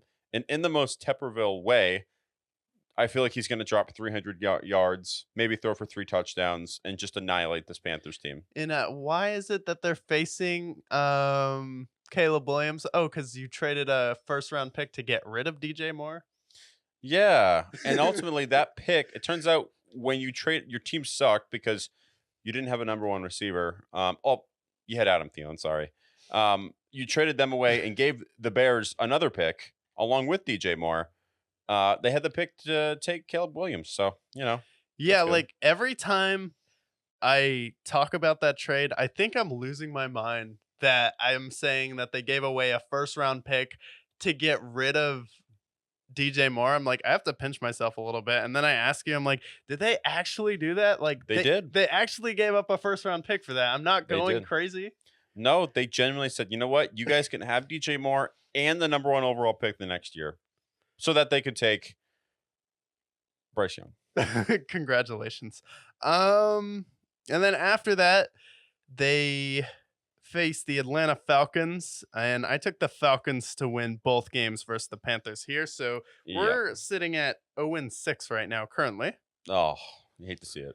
And then after that, maybe there's some hope. Maybe we can get a tie against the Commanders. No, they're going to lose to the Commanders. Yeah, because, you don't have your two best players on defense. So, Yeah, who's going to stop Jaden Daniels and Brian Robinson? and then after that, maybe a win here. They go to Denver to face the Broncos. They're facing maybe a golfer, maybe Zach Wilson, maybe Jared Stidham. In the Broncos preview, I did have the Panthers winning this game. However, I have since changed my opinion. You've changed. I see this game. Bo Nix, by then, he's probably golfing somewhere in Augusta. Zach Wilson, he's talking to the local MILFs at the mommy bar. And then at that point, you're left with Jared Stidham. I think this is going to be a nice, solid, eye-gougingly bad 9-9 tie. 9-9 tie. Well, you heard it here first. The second tie has been handed out for the Brickyard schedule preview. So, yeah, Panthers and Broncos tie here. And then after that, they face the New Orleans Saints in Carolina. And I believe this is the game that got Dennis Allen fired in our previous episode. Yes, and after the tie, they were just so hungry for a win that they decided to ruin Dennis Allen's career. They get their first win of the season. Well, they are now sitting at 1-7-1, so not as bad as they were last year currently, and they get the privilege of playing Daniel Jones in Tepperville, or no, not in Tepperville, in London at 9:30. And we know how good Cats are in London. You know, this might be a game they win. It's London. All the London people with their crooked teeth are going to love this game. They're going to be enjoying their spotted dick and whatever biscuit that they're eating. So I think they're going to get to watch Bryce Young win 12-10. This is going to be a great game to watch for the London people. Wow, so Panthers season is officially a success because, you know, the most Tepperville thing would be to be just good enough that they miss out on the first pick because they have a tie. Yeah. And then after they come back from London, they face the Kansas City Chiefs in Carolina. They are at home, and there is that home field advantage that a lot of teams have. Now, by then, Deontay Johnson may or may not have scored his first touchdown. We don't know. But it's the Kansas City Chiefs, two-time defending champs. I guess they can win that game. Squeak it out. All right. And then after that, they face the Tampa Bay Buccaneers at home. They're not going to beat the Tampa Bay Buccaneers or the Falcons, so they're going to be that's going to be an instant loss for them. All right. So now they are 2-9-1, and they go to Philadelphia to face the Eagles. Yep. And they got to face Saquon. And I think Frankie, oh, wait, he left. But maybe Bryant, oh, wait, he's gone too. Somebody will stop Saquon. Someone, maybe. Maybe God. Maybe God. And then after that, they they host the Dallas Cowboys. Good game last year. Yeah, in the first half, yeah, it really was. As much as we like to make fun of the Cowboys on this show, unfortunately I ran out of crack, so I can't smoke any of it on the show here. I'm going to pick the Cowboys to win. All right, so Cowboys are not cracked out anymore, end up winning that game. And then after that, they host Kyler Murray and the new look Cardinals. I just don't know who's going to stop Maserati Marv. I mean, I did say that they were going to win more games, but I'm looking at their schedule, and I just don't see any wins in here. They lost less, though. They did lose less, so maybe the Grinch in me, maybe my heart's growing 2 more sizes. Yeah, the heart's growing a little bit more there. And then you said they don't lose to the Bucs. Well, they go to Tampa the very next week, and they lose. And then after that, they go to Carolina. Or they go to Atlanta to face the Falcons. The only way they win this game is if they're rusting Kirk Cousins. Maybe that's a win there, but otherwise, the same old. They're 2-14-1. Hey, they lost less. That is 2-13-1. So in this record prediction, so far the worst record in the NFL is the Denver Broncos. So they still don't get the first overall pick. Maybe they can trade Adam Thielen or whoever is a succeeding wide receiver by then to that team to get that pick. Do the Broncos have a first round pick, or is that still Seattle's? Is this the first year they have a pick? I think they finally have their pick again. I would have to look, though. Okay, so at least the Broncos would get the first overall pick. Plot twist, though, this is one of the worst quarterback drafts in a long time. Don't you think that would be a prime Carolina move, though? Like, they win the first overall pick finally after ruining it for Caleb Williams, and then they get to pick, like, who? Yeah, exactly. Maybe they're like, oh, we'll suck another year and get Arch Manning. And then after that, they suck for Arch Manning. And then Peyton, Eli, and Cooper and their lawyers are just like, no. No. Maybe, no. Maybe by then they move on and get Shador Sanders. Shador?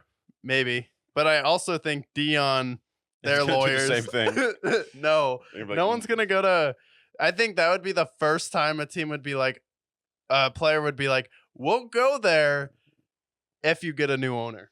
If you sell the team, Yeah, sell the team. Sure. Would you sell the team for Arch Manning? I would. maybe. I don't know. Maybe Kanye could buy it. Maybe Kanye could. That is always a possibility. Now we go to the last team to go over in the NFC South, and that is the beloved Tampa Bay Buccaneers. What did they do last year? Went 9-8, won their division, won a playoff game. How do you feel the Buccaneers will shape out this series? I do think the Buccaneers benefited last year from being in the worst division in the NFL, and I think their defense got a little bit older. They did have a pretty solid draft here, but I don't think they're going to be as good as they were last year. You lose your offensive coordinator. He's now coaching the Carolina Panthers. So I think they're probably going to take a step back and be a little bit worse. And I just don't see them getting to the divisional round again. Okay. Well, they start their season against Jaden Daniels and the Commanders. And I think that's definitely a winnable game for them. So I think it's fair to say Jaden Daniels, first game, Tampa Bay Buccaneers are able to succeed there. All right. Well, they have to go back the very next week and take on the Detroit Lions in Detroit in the rematch. Yeah, and I think the Detroit Lions have gotten better. The Tampa Bay Buccaneers have gotten worse. And this is a year about grit. The Detroit Lions players are still getting better because it's still a very young team. So I'll go with the Lions. All right. And then they get the privilege of hosting the 85-year-old Bo Nix and the Mommy Slayer, Zach Wilson, and Jared Stidham. Yeah, and that's definitely a privilege. Definitely an honor because you know you're going to win that game. Virtually an early bye week for them. So I'll take the Tampa Bay Buccaneers. Beautiful. And then the following week, they go and face the Eagles at home. They Rematch. face the Eagles at home. I think this is Philadelphia's revenge there. They heard the noise about what happened in that playoff game. Jalen Hurts was definitely dealing with some injuries last year. I think he's going to be healthier this year. Saquon Barkley is going to be dynamic. Give me the Eagles. All right. And then they go to Mercedes-Benz Stadium, face Kirk Cousins on Thursday Night Football. Yeah, and I had the Buccaneers winning the first matchup versus the Falcons there, especially since it's on primetime, and I will stick with that. All right. And then they go to New Orleans to take on the Saints. Well, definitely a privilege that they get to go to New Orleans and face the Saints there. Derek Carr or Baker Money Mayfield. I'll go with Baker Money. Absolutely.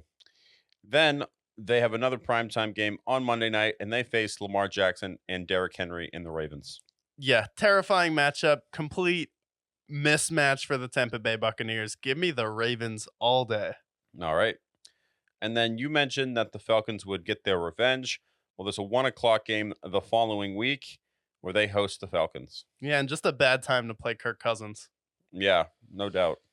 So now they fall to 4-4 after starting out hot, and I had the Falcons starting out slow and then moving to 4-4. And then let's see how much the tides turn the rest of the year. It's not looking good the next few weeks. They face the Chiefs on Monday Night Football in Arrowhead. In Arrowhead, yeah. I mean, the Tampa Bay Buccaneers' weakness is their secondary. Not a great matchup. Yeah, and then they get the privilege yet again to host the 49ers the following week. Yeah, just again, not a really good matchup because you have Debo there. You have hopefully Ayuk, who's sitting out now with the contract discussions, but I think McCaffrey and Kittle are going to be enough to get it done in that game. Yeah. Well, luckily for them, their schedule gets a little bit easier. They go to East Rutherford to take on Danny Dimeless in the New York Giants. Yeah, Danny definitely doesn't have no dimes. If I had a basement I could put him under, I would, but I definitely think that in New Jersey, the Tampa Bay Buccaneers prevail. Also should mention that between the 49ers and the Giants, there is a bye week. So it's 2 weeks to prepare for screen passes. I mean, I would hope that a defensive head coach could prepare with that amount of time. And I don't know, the Giants, what did they not have anymore? Oh, right, a tight end. They have Dan Bellinger, but okay. Oh, congrats. Good for them. And then they go to Tepperville the next week. They go to Tepperville. I mean, I don't think they're going to lose to the Panthers. You didn't have them losing any games to the Panthers, so we'll stick with the continuity of the show, have them moving to 6-1. They got a bye week. They got a tie in there. 6-6. Sorry. And then they have the Raiders the following week. And where are they? They are in Tampa. They're in Tampa. I'll give them the win that game. I think they'll be able to go against the Raiders, and just being at home, that's definitely a game they can win, especially once you get into the later months. Florida becomes a tough place to play, especially with the humidity. Yeah. And then the following week, they stay in that division and they go to SoFi to take on the Chargers. They go to SoFi to take on the Chargers. I think this one is a tough game, but I'll actually give the Chargers the win in that game. I think that's going to be a tough matchup, but I'll still take Jim Harbaugh and his defense and Justin Herbert to make enough plays versus Tampa. All right. And then they face the Cowboys in Jerry World on Sunday Night Football. Peak of playoff push. Peak of playoff push there, and I think that's definitely a game that they will win. They're 7-7 at this point. They're trying to win their division, and I definitely think that they can beat the Dallas Cowboys. I think so too. And then they go to and host Tepperville the following week. Yeah, and I have them winning that game in Tepperville. You had the Panthers losing to both the Falcons and the Buccaneers, so I will also pick the Bucs to win. All right. And then they end the season on a flex game on a Sunday against the Saints. And I'll have them winning that game and again finishing 9-8. Beautiful. Yeah, I agree with that list there. So far, how does this division shake up now with the NFC South? Yeah, so now in the NFC South, at the very, very, very, very bottom, we have the Tepperville Panthers going 2-13-1. They win the same amount of games they did last year. However, they lose less. So do that what you will. Maybe that tie is going to remove the first round pick from them.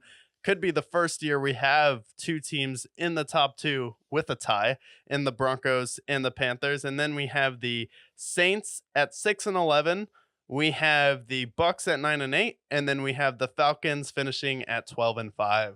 We like it. I agree with the rankings there. I do think that the Falcons will win, the Bucs will go second, Saints will go third, and Tepperville will be all the way at the bottom. And then after that, we shift to the AFC and shift to some teams that should be better than the NFC South. And that is the Texans, Jaguars, Titans, and Colts. Who do you want to start with? Let's start with the best team in football with the Houston Texans, potentially. All right, so let's see what the Texans' record's going to be next year. You're picking the Texans. I'm picking the Colts. You're picking the Jaguars. And then I am finishing it out with the Tennessee Titans here. And then let me just write this up real quick. And then when I say Texans, obviously you think they're going to be the best team in football, but tell us why. Well, let's see here. Last year, they went 10-7. CJ Stroud's first year, learning the NFL. Their problem last year, and the reason why they couldn't make it past that next round, was they didn't have that number one legitimate receiver. Well, we have another year with Nico Collins, another year with Tank Dell, and then they added, Stephon Diggs to the mix, where they finessed the Bills out of it. And then not only that, they also added a player who was in the mix and one of the leading sacks leaders last year, in Danielle Hunter, on top of Will Anderson, who, oh, by the way, was a rookie last year, who was leading the league in success rate as a rookie. So their defense got better. They got another player in the pass rush. They got another wide receiver, and CJ Stroud is a year older. So this Texans team, you want to talk about best teams in the AFC, I think it's the Chiefs and the Texans and everybody else. I think the Ravens you can put in there as well if you want, but this team should be competing for the 1 seed, and I think based on their record, I think they'll end up getting the 1 seed. Yeah, and don't forget about good old Joe Mixon, who may give them a big play in the playoffs. That's right, and they also got Joe Mixon as well. So they now have a solid run game, which upgrades from Mr. Devin Singletary and Damian Pierce. So I think the running game got better too, and they got a better offensive line. Yeah, so they got pretty much better in every level so far this year, but let's see how it stacks up against maybe a tough schedule we'll see going forward from here. But they open the season on the road against the Indianapolis Colts, which has kind of been their kryptonite over the past few years. I feel like they'll probably split with the Colts, but I do think that they're going to get off to a hot start in this season. So I'm going to take them beating the Colts right now, and down the stretch, perhaps, maybe not.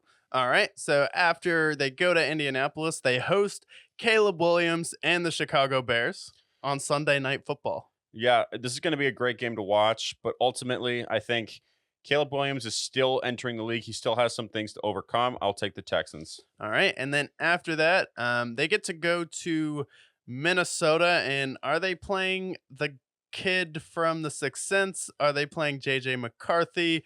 Or are they playing Duck Hodges? We are not sure yet. Yeah, and it doesn't matter either way who it is. We're going to take the Texans here. And then after that, they get the privilege of hosting Trevor Lawrence and the Jacksonville Jaguars. Yeah, and those kitty cats have no chance. I think they're going to sweep the Jags this year. They're going to take them out, and they beat them at home. All right. So currently 4-0 right now with a very hot start. And then they also have back-to-back home games, and they host the Buffalo Bills, who decided, you know what? Since we overpaid Von Miller, let's cut our entire team. Yeah, and I think they take care of business against the Bills as well. The Bills, they tried to adjust as best as they could the weapons, but I just don't see it happening. Yeah, and then also Stephon Diggs probably wants to stick it to his old team as well. Maybe go for 200 yards. Maybe.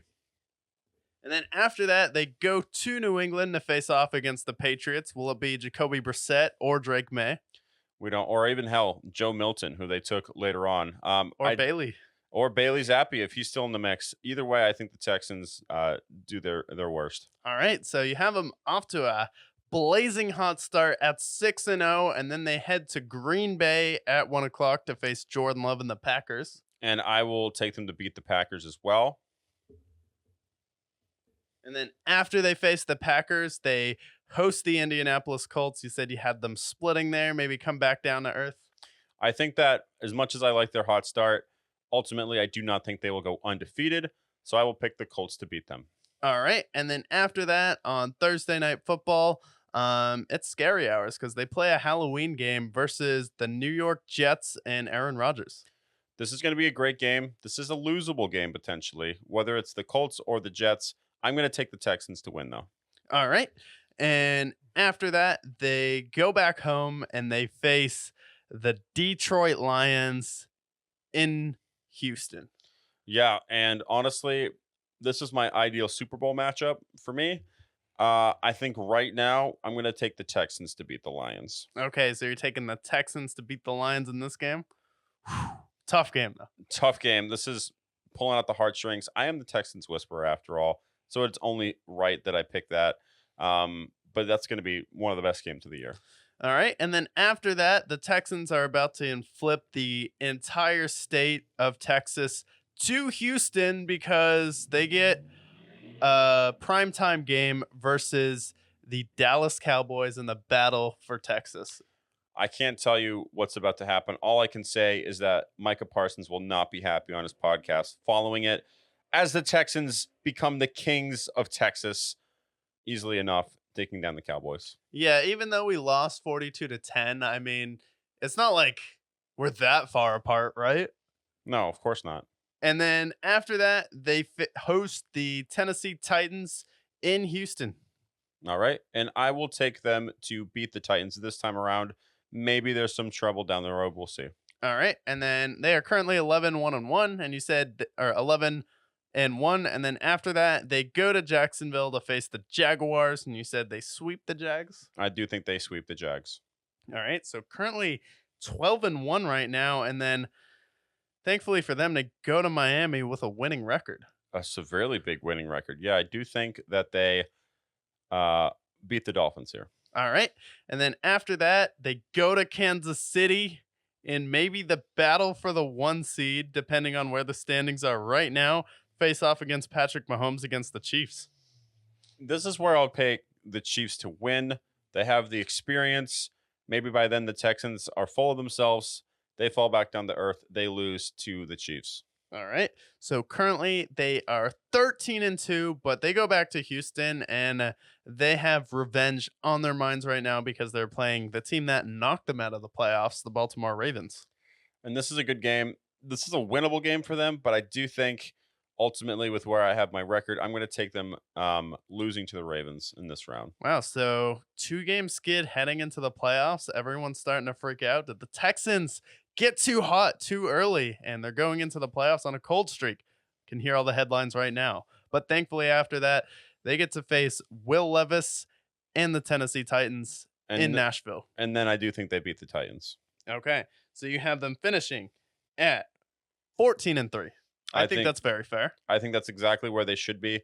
Now, do they lose to the Titans the last game and beat the Ravens or Chiefs? Definitely possible. 14-3 is where I have the Texans. I think they will be the 1 seed in the AFC. You heard it here first. CJ Stroud, potentially an MVP candidate. But ultimately, I feel very confident with the Texans this year. I do think they're going to get the 1 seed. All right, so after that, let's see where the Indianapolis Colts stack up there. And Indianapolis Colts, this offseason, they added some depth at the backup quarterback position. You remember how electrifying Joe Flacco was last year? Well, he's stepping into that Shane Steichen offense, and he's going to be the backup for Anthony Richardson, also his mentor. And I don't think you could have a better veteran presence to back up a young rookie quarterback there and help him get through those early years and struggles of his career. So I'm very excited for the Colts, and I think they're going to be a dark horse in the AFC and have one of the most high flying offenses. And if there's any team who can upset a juggernaut like the Texans, typically it's a division rival. So I think this is the team that the Texans would want to least face in the playoffs. Perfect. So when I say the Colts for 2024, what is your expectations for them? Yeah, I think they're going to be a wild card team. I think the offense is going to be high flying, and then expectations is to finally get Anthony Richardson into the fold. I think they'll have some games where he struggles, but ultimately, I think he'll prove to be one of the most explosive players in that draft and show why he should have been taken over Bryce Young. All right. Well, he starts regular season off hosting the Texans. And then you had them splitting and losing this game, so I'll stick with that for continuity. Make sure you check out our Texans season preview where he picked all of the games for the Houston Texans. Definitely don't want to miss that. All right. And then they go to Lambeau to face Jordan Love and the Packers. To Lambeau to face Jordan Love and the Packers. That's a tough game. However, I think the Packers are the better overall team, but I think it's going to be a very fun game to watch, but I'll take the Packers. All right. So they start off 0-2. Then they host Caleb Williams in the Bears. They host Caleb Williams and the Bears. I think that's definitely a tough matchup. And I honestly think the Bears win that game because I think defensively they'll be able to slow down the Colts a little bit. So yeah, I think the Bears get the win. All right. Well, luckily for them, their schedule gets a little bit easier down the stretch. They go and face the Steelers on at 1 o'clock in Indy. Yeah, I think that's a tough matchup for Pittsburgh, and I think just Anthony Richardson is going to overwhelm them with how much more dynamic he'll be than someone like Russell Wilson or Justin Fields, and they're due for a breakthrough win, so give me the Colts in that game. All right. And then they go to Jacksonville to take on the Jaguars and all 10 of their fans. Yeah, so I think the Colts beat the Jaguars and make their 10 fans semi-disappointed, even though they're only there because tickets are so cheap, but I'll take the Colts to win. All right. And then staying in the division, they go to Nashville to take on the Titans. Yeah, and I think that'll be a tough matchup. However, I do think they're the better team, so I'll take the Colts to win that game. All right. So started off 0-3, and now they are back to 500, and they have to take on the ultimate test as they are 500, but they have to take on the Miami Dolphins. Yeah, they have to take on the Miami Dolphins, and I think the Colts, are they in Miami or are they in Indianapolis? Indy in They're- October. They're in Indy in October. I think Tyreek Hill and Jalen Waddle will give them the respect. They're still too explosive, so give me the Dolphins in that game. Okay. And then the next week, they go to Houston, who are undefeated at this point. I did have the Colts wrecking their winning streak there. Yeah, so they're back to 500 in this game. Let's see if their schedule gives them a little bit of a break here. Yeah. And then they face the Vikings the following week in Minnesota. Yeah, should definitely move above 500 and beat the Vikings. And then they host the Bills the following week at 1 o'clock. Yeah, I think they're a better team than the Bills. I just don't see the Bills scoring enough points to beat the Colts at this point. I don't care if it's Richardson or Flacco. All right. And then Sunday Night Football, they go to East Rutherford to take on the Jets. And I think they win that game. I think the Jets are going to be a tough matchup. However, I think Shane Steichen and his offense, we don't know where Aaron Rodgers is going to be with that point. It's definitely a winnable game there, and I think they have the tools to do it. All right. And then they host the Detroit Lions the following week. They host the Lions the following week. That's a tough game, and I'll take the Lions to win that game. Overall, Lions should be one of the better teams in the league, and Jahmyr Gibbs is just too much. Is going to be too much to handle in his second year. Yeah. And then they get a bit of a break. They go to New England in December to take on the Patriots. Yeah, and I think Anthony Richardson will overcome the New England Patriots because the Patriots can't score and don't have any receivers. Usually you need that to win games in the NFL. Turns out that might be the case. And then they go the next week, 4:00 game. They go to the Mile High City to take on the ageless wonder that is Bo Nix, potentially collecting Social Security by then. We don't know. Yeah, Bo Nix may be old enough to collect Social Security at that point. It could be Zach Wilson. It could be Jared Stidham. But I will take the Colts to win that game. All right. And then the next week, they host the Tennessee Titans. Yeah, and I think it's fair to say that they split with the Tennessee Titans. The Titans historically have a really good record versus the Indianapolis Colts, so I'll take the Titans to win that game. All right. And then the last two games of the season, they go to East Rutherford to take on the Giants. It's nice for the NFL to give them a bye in week 17. Yeah. How kind. And then they have a flex game to end the season when they host the Jacksonville Jaguars. And do I need to remind you what happens when Jacksonville plays the Colts to end their season? I feel like most people have PTSD about that game. Jaguars just not very good against the Indianapolis Colts, and I will take the Colts to win that game and go to 11-6. Not bad. I think that's fair. They were 9-8 last year. Could have been 10-7 if they beat the Texans, and it was a close game. So very fair. And Richardson's going to be healthy this year, and I think there's some games in there where they could win, some games in there where they could lose. Like Miami's definitely a winnable game in there for them. I think the Packers are definitely a winnable game.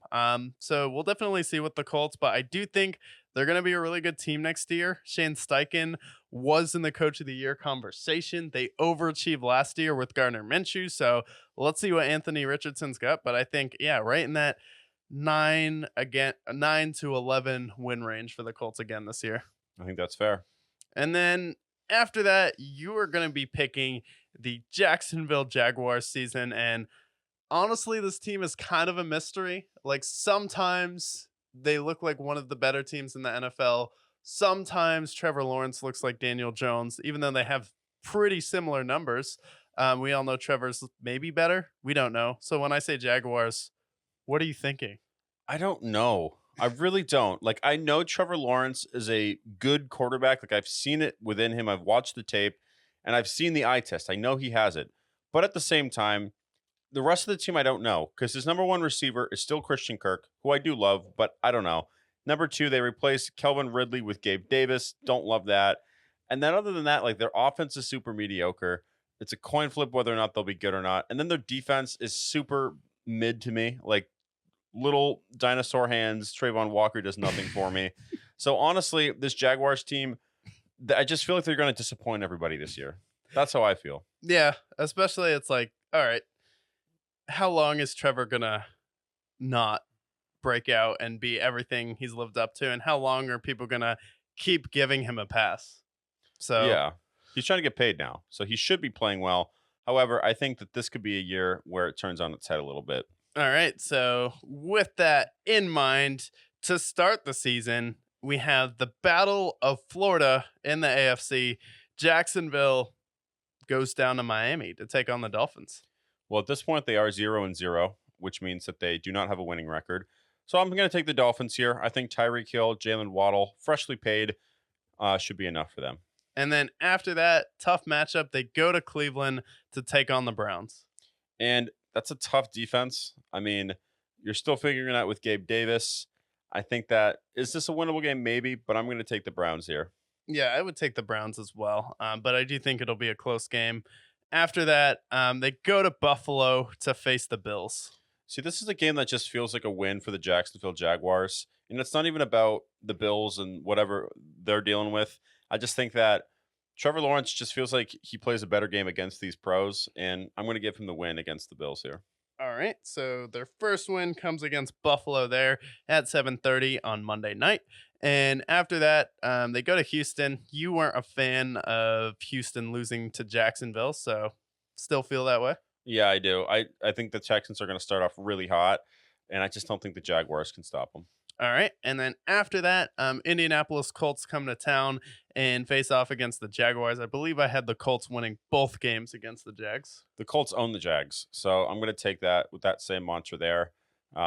Maybe their schedule gets better. We don't know. Yeah, maybe, but after that, they go to London for two straight games where they are the London champions. So, congratulations, your fans live in dour depression. So, this is where you have more fans than Jacksonville, and you have all those people with their crooked teeth cheering you on. Well, it's London.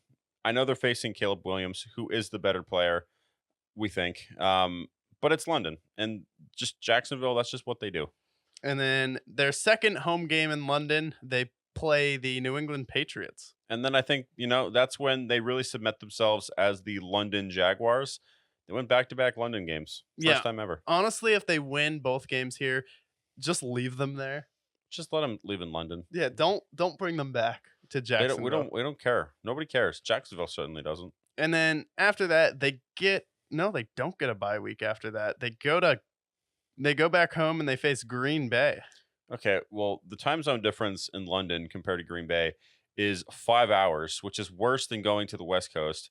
I feel like after 2 weeks in London and then also facing the Colts, like I just don't see how they win the game against the Packers. Yeah, especially no bye. That seems a little ridiculous that you'd give them two games in London there.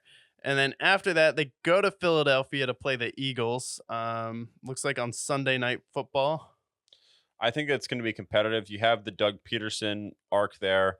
You have the Eagles there. I think this is a winnable game, but I do think the Eagles are the better team, so I'm going to give the Eagles the win. All right, so not looking great. 3-6 right now. However, you go to Minnesota at 1 o'clock. Maybe you get a break there.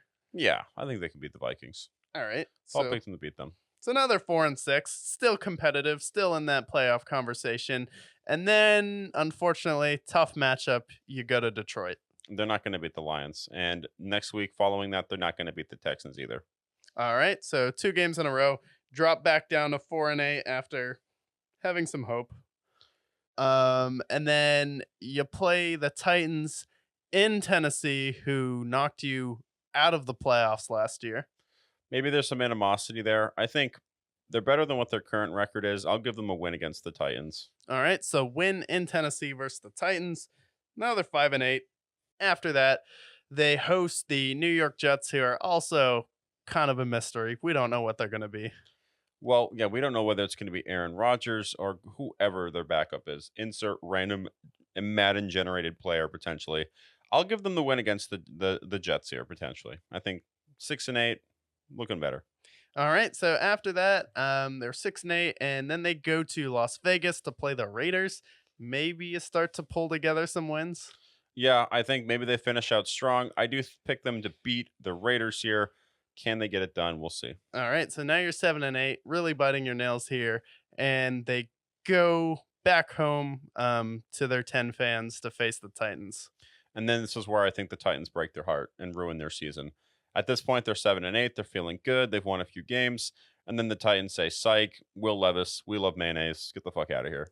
And then after the Mayo Coffee Porno Boy, they go to Indianapolis to face the Colts. And I had the Colts winning that game. Make sure you check out our Colts preview where I pick all the Colts games.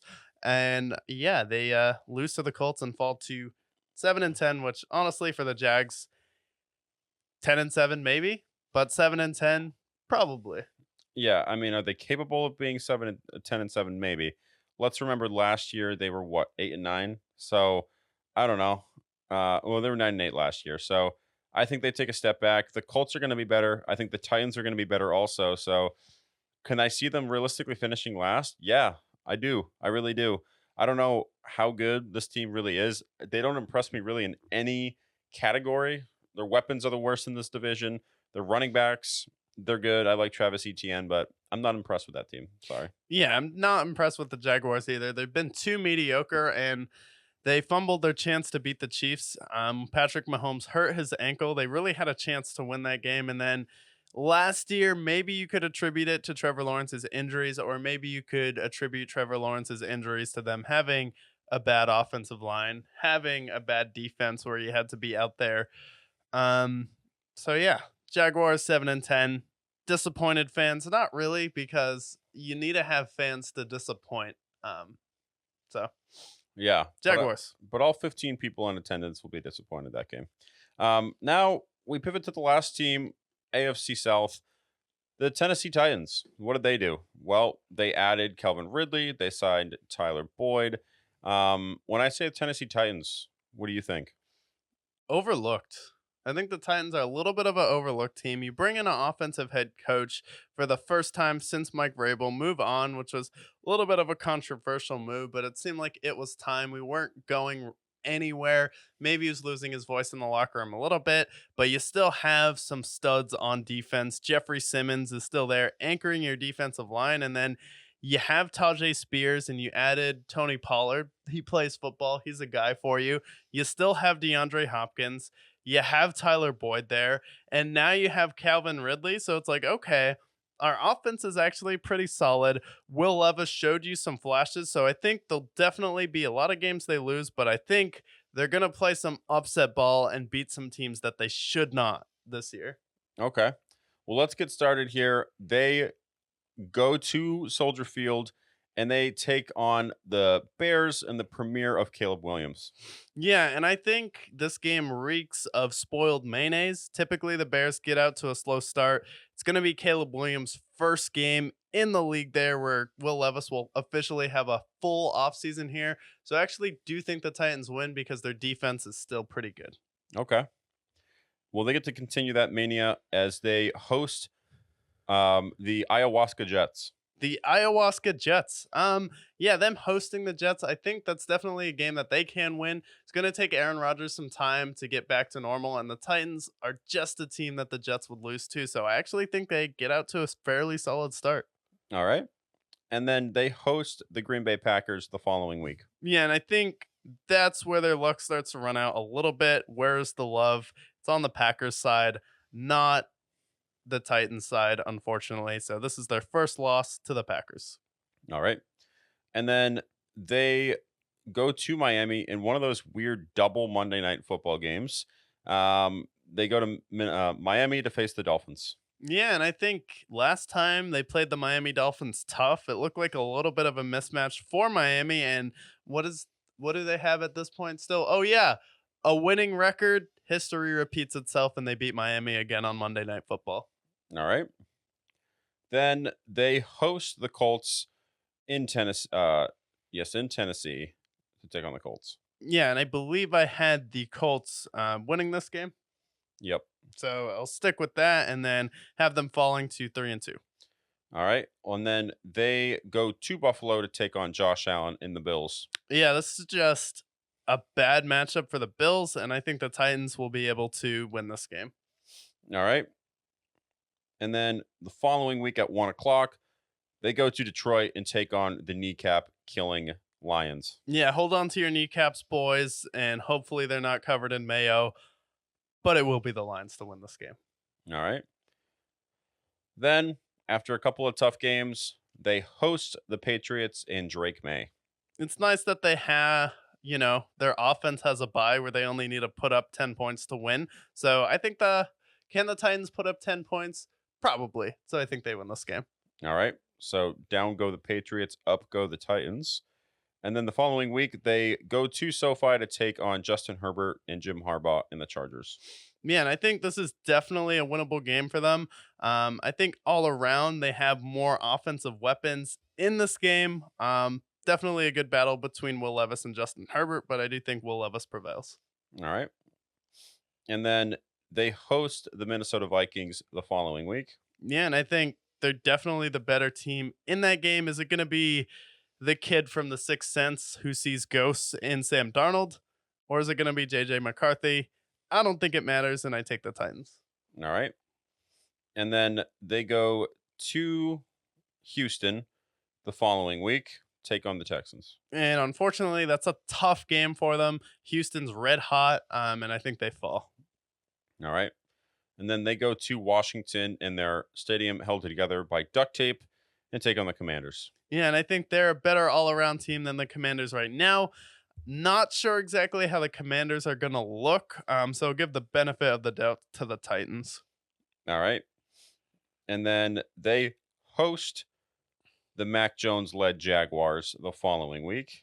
Yeah, and yeah, I think they beat the Jaguars. They probably split with them, so I'll take the Titans to win. All right. And then a little bit of a revenge for the head coach of the Titans. They face the Bengals at home the following week. Yeah, and I think the Bengals win that game. The Bengals have owned the Titans ever since that playoff game, so give me the Bengals in that matchup. All right. And then they go to Indianapolis in a divisional matchup the following week. And I do think that this is where you start to run into some bumps and bruises, where you run into some of the tougher teams in the NFL. Give me the Titans, or give me the Colts in this one. All right. And then you mentioned potentially splitting with the Jaguars. They go to Jacksonville to take on the Jaguars And with all their fan in attendance. yeah, so I think they beat the Jaguars the second time. So give me the Titans this game, and then the Jaguars beat them the first time. All right. And then they end on a flex game hosting the Texans, who could be resting starters. Yeah, Texans probably resting starters at this point, so Titans may have something to play for. So I could see them. I could definitely see them winning this game and going to 9-8 as a record. Yeah. So for you, you have them at the 8-9, 9-8 kind of area there. So I think that's fair for a team who has gotten better. Will Levis a step ahead. So like that there. What does the record break down to at that point? Yeah, so at this point in the division, at the very top, we would have the Texans at 14-3. We would have the Colts at 11-6, the Titans at 9-8, and the Jaguars at 7-10. I think that's super fair. I just don't believe in the Jaguars. The Titans, I think, will be frisky, and then the Colts and the Texans should be playoff teams. Yeah, the Colts and the Texans should both be playoff teams, and I think the Titans, they're gonna upset some teams. Maybe there's a loss in there, but I think there's some games that they win that they shouldn't, games that they lose that they probably shouldn't either. But overall, I think all of these teams are going to be solid this year, and I don't think anyone in this division is really going to be an easy day, especially when you're matching up against each other. Yeah, I don't think so either. Well, we went over the AFC and NFC South. We previewed the NBA Finals, gave our thoughts there, went over the Kyrie Irving draft. Make sure you check us out on all our socials, TikTok, Instagram, YouTube, etc. But most importantly of all, stay brick.